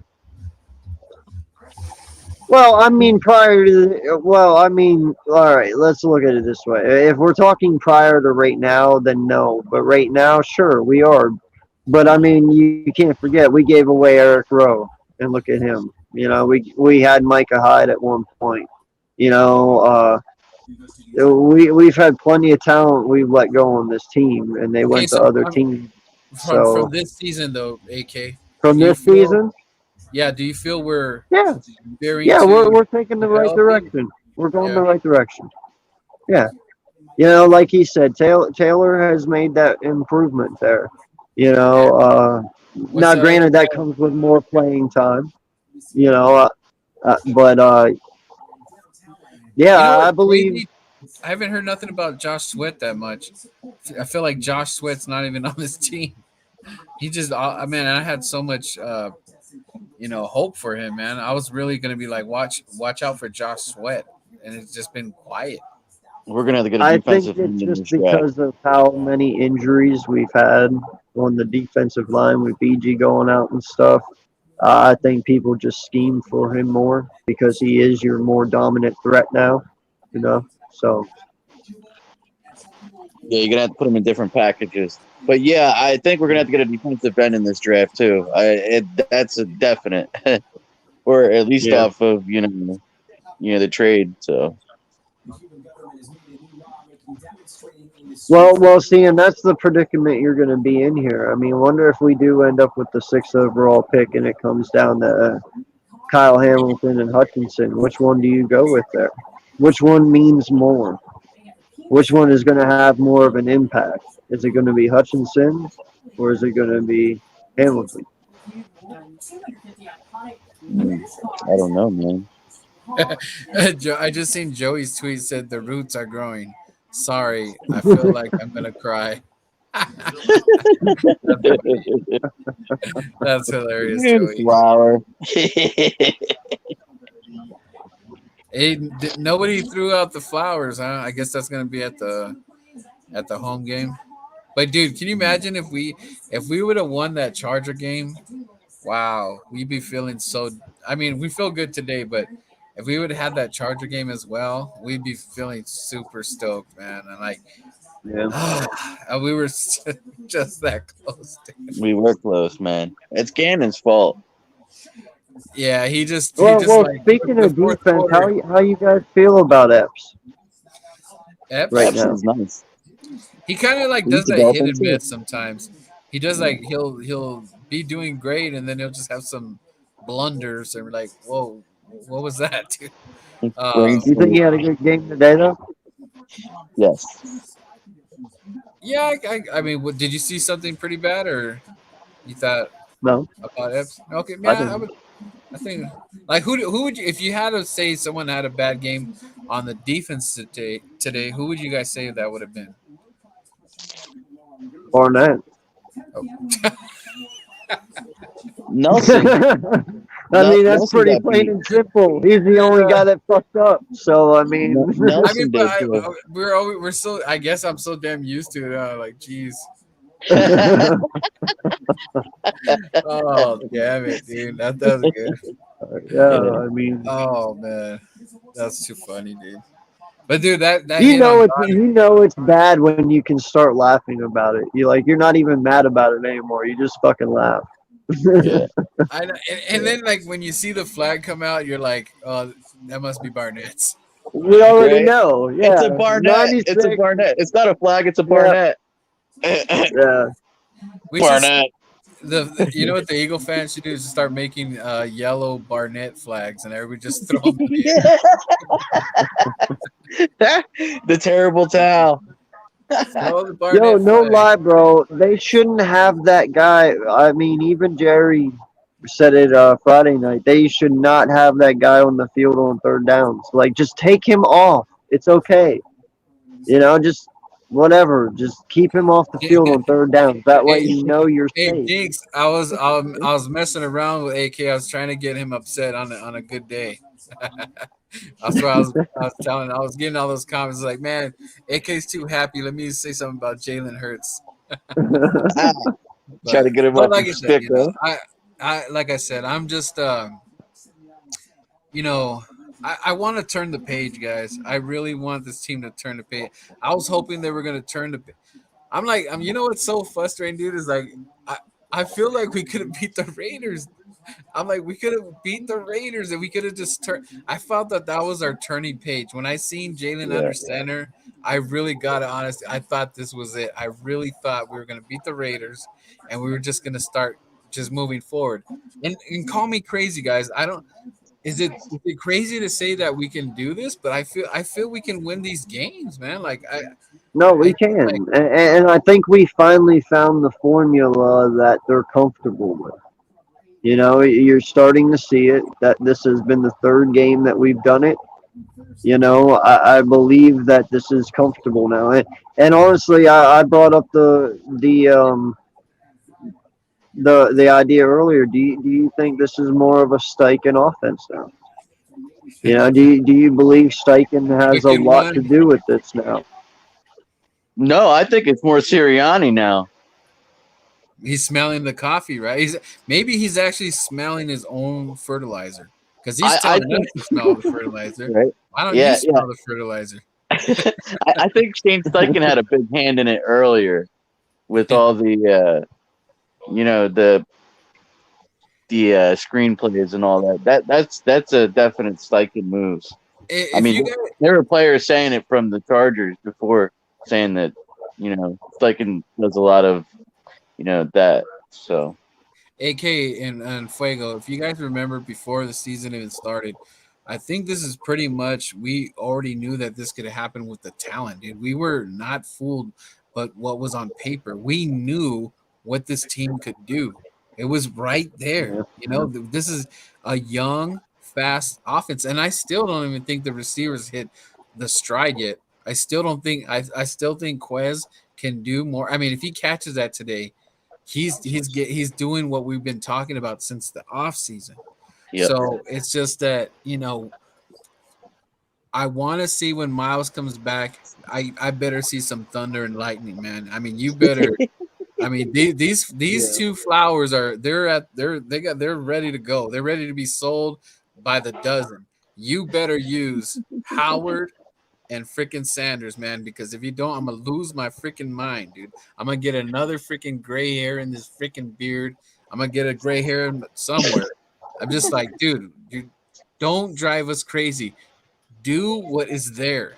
I mean, just turn the freaking page, man. We can, even if we don't make the wild card or whatever, fight. Fight. Don't you Yeah. get beat by the Giants. Don't you even think about screwing around with Washington.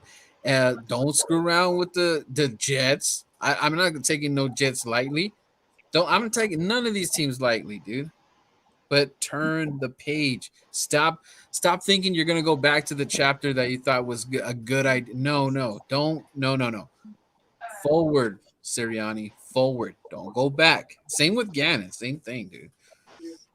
yeah, he's got to stop being starstruck with these quarterbacks for real. Yeah, he I don't know how many pressures would you say Bridgewater did we get a sack today? Yeah, With Barnett Yeah. got a sack. Freaking yeah, he's got 2 sacks in the year now. So now I'm behind in Fletcher my Cox bet. got a sack today. Okay, No. okay. He did not. There was only 1 sack today. He had a good pressure. He almost got a sack. Yeah. He had a good tackle for a loss, like on a running play, I think. But But he did can not you have good can you pressure. imagine if we like True. don't tell me that you're only gonna wait to play Jared Goff to bring the pressure and Sam Darnold. Like, come on, guys. Like you can get to freaking Dak, you can get to Tom Brady. I mean, like you said, what are you trying to get an autograph or do you have him on your fantasy? Because it seems like every time the team that you don't want to touch the quarterback, you must have them on fantasy because you just let them do whatever the hell they want. They're going to trade jerseys. Yeah, you see freaking Gannon taking off his his coaching shirt to freaking the quarterback on the opposite team. Hey man, can you sign this? You just kicked my ass. Bro, you got me 40, man. Look at this, man. I just won $10,000. Oh, that's fun. That's fun. AK, is Jinx Wolf messing with you right here? Hey, You're in my fantasy who's winning league. in our fantasy, guys? Who's in first place? In which one? The one that we're all three in. Which one's that? Is that the Yahoo one? Yeah. What is the name of the league? With Mitch. The and, armchair one? Yeah, that one, right? Yeah. Oh, I sure as hell ain't me. I Was can it tell you Mitch? that right now. It's Drew White or bust, whoever that is. Drew White? Oh, that's Jordy. That's I Jordy? think. Oh shit. Yeah, because I hit up oh damn, what's Mitch's There's partner? way too many people in that league. There's 14 teams in that league. That's way too many people. You can No. you can't pick up anybody in the waiver wire because everybody decent is picked up on teams. Yeah. There's Yeah, no we're gonna way. have to draw straws next year. Won't the Seriously. shortest straw. Bye bye. Or whoever finishes the bottom four, they go off for a year and then they get put back on the following year or something like that into a drawing or something. Fuck, that puts me out. See you a year after. Wait, why is AK's face And on Birdman actually too, because Birdman's in 13th place. You're in 14th. why is AK's face on Drew White? I know. I was wondering Because it's Jordy. That's Jordy. Wait a second, me and freaking week old meat. That's AK. You're last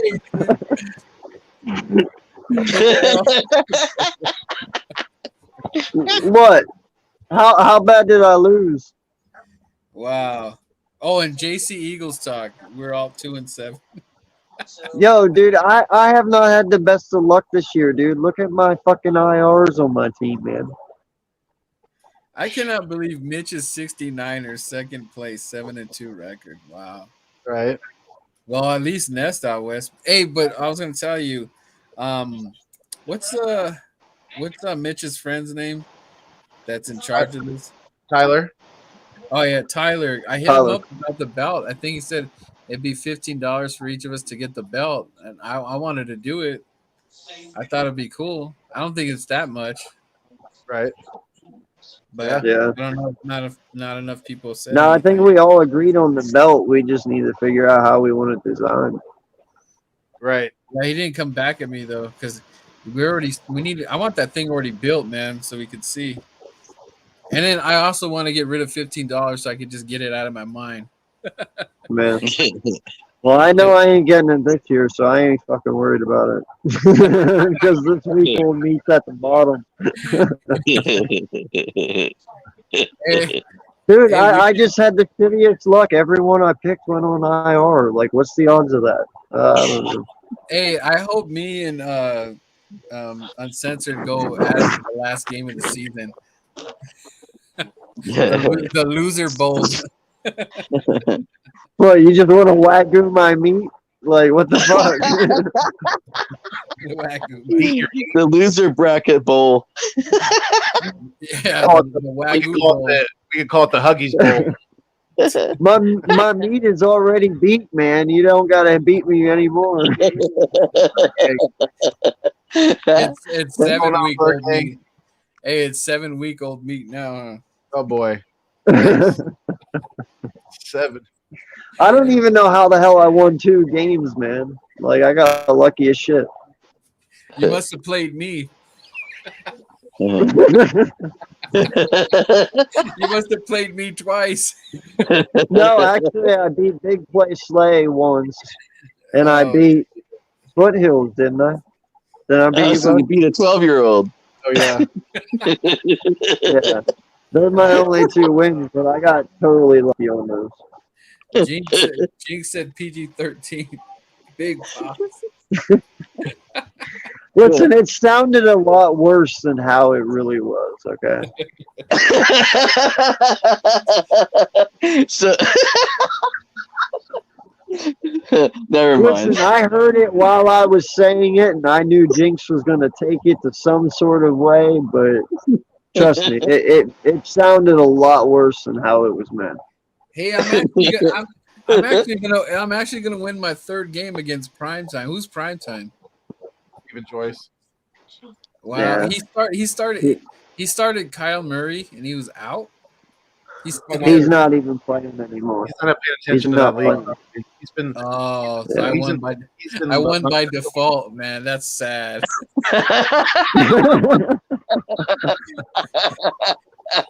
He quit. You get your pity win for the week. I'm pulling away from week old meat. I've moved on from the week old meat. Welcome to Good Burger, home of the Good Burger. Can I take your order? Speaking of, Oh man, dude, I started Lamar Jackson. He only gave me 12 freaking points. That freaking Miami game was brutal. 12 points.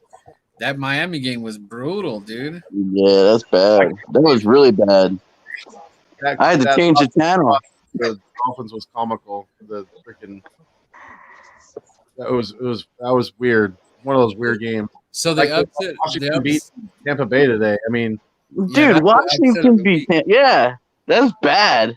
That's up, you know. And then the Steelers tying. Wow. Yeah. The Lions don't get a win. AK, were you talking some shit to the wife about that game? Swung at me, man. I ducked. She swung and I ducked. Yeah. Hey, how about, the Panthers beating the Cardinals? Wow. Because Kyler Murray and DeAndre Hopkins were out, and they just lost Edmonds too. Yeah, but that's still crazy. Cam Newton hasn't played all season, right? But it wasn't Cam Newton. Cam was only a gadget guy. It was PJ Walker or whatever his name is. PJ. For the whole game? Yeah, the Panthers have another quarterback who they're mainly using right now. I mean, Cam could possibly take over, but it was and Colt McCoy was the quarterback for the Cardinals. I mean, he's not going to getting anything done. Do you know how long it's going to be for Murray to get out? To get back out on the field? I have no idea.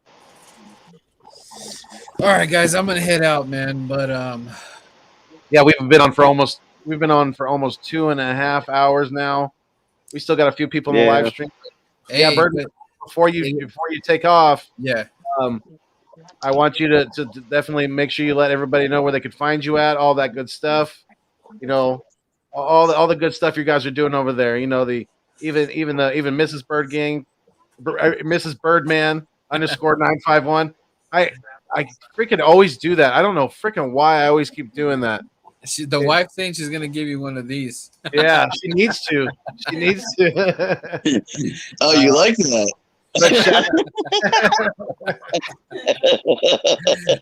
You like the rough stuff, huh? And we just went off track. Yeah, back up to PG-13 level right now. But yeah, you guys could reach me at Bird Game. Now I'm saying it, Birdman. 4951. See, now you got me loopy. Birdman. Man, you got him so fucked up. He's fucking up his own name. And how's the job thing going? Are you gonna be able to do a West Coast? Is that your job? I'm still kind of in the market right now, so I don't know what my schedule's going to be yet. So yeah, so we also do West Coast Wednesdays. I had an early show because I had a guest come on. You guys go check that episode out. Chris Molly's like the super fan, and he's cool, man. He does like a bunch of what do you call fundraisers and stuff, and the actual players actually do the walks and everything. So I'm actually thinking, man, I that's something I want to do in the summer. I've never done something like that. And if I mean, being in my costume and all that, trying to run freaking or walk 5 miles, I'll do it. I'll just have to carry a big old freezer with me or something, just walking with my poncho or something. But it's always, a good thing, get the Eagle fans together. And You could always borrow JJ Arcega Whiteside's umbrella. right. Wow. But yeah, guys. All right, Mary. Birdman _951, and I always love collabing with you guys and talking football and critiquing, and it's Eagles therapy 101. Yes, sir. Catch Always. you guys later. Much Check out love, my video brother. tomorrow. All right, bro. All right, peace. Yeah, big shout out to Birdman _951 and the misses there as well. I really love and appreciate them and all the hard work they've been doing. So, yeah, thanks for coming on, Birdman, and Jerry, thanks for coming on too, my guy. I think this is the first time you've ever come on, at least my channel, and I don't know about AK, but it was good talking to you. Definitely, it was good chatting for a little bit here. Word, brother. Anytime. Yeah, you're definitely always welcome back in the nest out west, and I'm sure AK feels the same way about his Eagles Uncensored podcast as well. Yes, sir. All right. Well, Jerry, we appreciate you coming in. And do you have a channel and all? Or are you just a fan that likes to jump on some content every now and then? No, I got my own, Backyard Birds podcast. You can find me on Twitter, Backyard Birds PC, or you can get me on the Late Show with AK over there on Friday nights at 9 p.m. There you go. Absolutely awesome. Yeah. Okay. Great. I appreciate you coming on. I really, really do. And shout out to everybody in the chat right now. We still got 7 people in the live stream right now. So, yeah, definitely you guys go check out the Backyard Birds podcast with our guy here, and go subscribe if you're not already done so. Make sure you hit that like. Always, it helps our content, helps push it out there more and more. So that way we can get more eyes and ears on our content, get those subscribers up and all that good stuff. So, AK, this has been fun, man. It's been another good one. You got any closing comments tonight? Hey, man, you know what? We get to go to bed on a Sunday for the first time in a while with a W. Good feeling. We'll get to wake up on a Monday with a And W. it was a good one, man. We beat a team that's over 500. Yeah. So, yeah, I can ask for nothing. Right? Yeah, I can only ask for nothing more, man. It's a good way to end my weekend. So I'm living large now. I can go to sleep easy. But yeah, man, this is always fun getting together with you, doing our thing. And Jerry, appreciate you for coming in, man, and look forward to Friday nights. But until next time, everyone, I am on the way to 300. So please, I'd like to be there before Christmas. I'm at 255, I think. So on my way up. Appreciate the love and support. So please do go hit that like and subscribe button. It is free. Until next time, I am AK from the Eagles Uncensored podcast. I may fuss and cuss, but you can count on me and my content like the fucking city bus. Hey, and if you like the Wagyu, subscribe to it. Thanks for coming in, everyone. Have a good night. Absolutely well said, my guy. And yeah, make sure you subscribe. Hit that like on both channels, because we're live on both channels. We're also live on Twitter tonight. So, and if you're new to any of our content, make sure that you, like he said, you hit that subscribe, turn on that notification bell. That way you never miss any of these great live streams that we do, like this one, or any of the content that we also drop as well. Because we also put out other videos, maybe shorts, some things like that. But yeah, just keep us dialed in, definitely. And like I always say, we cannot continue to do this without each and every one of you out there. You guys are the food and the water to the channel. Without you, it does not continue to survive.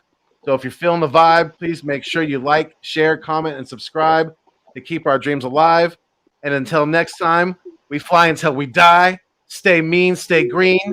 Thanks for viewing us on your screen. But most importantly, like I always say, keep it fuego. Peace, y'all. Wagyu.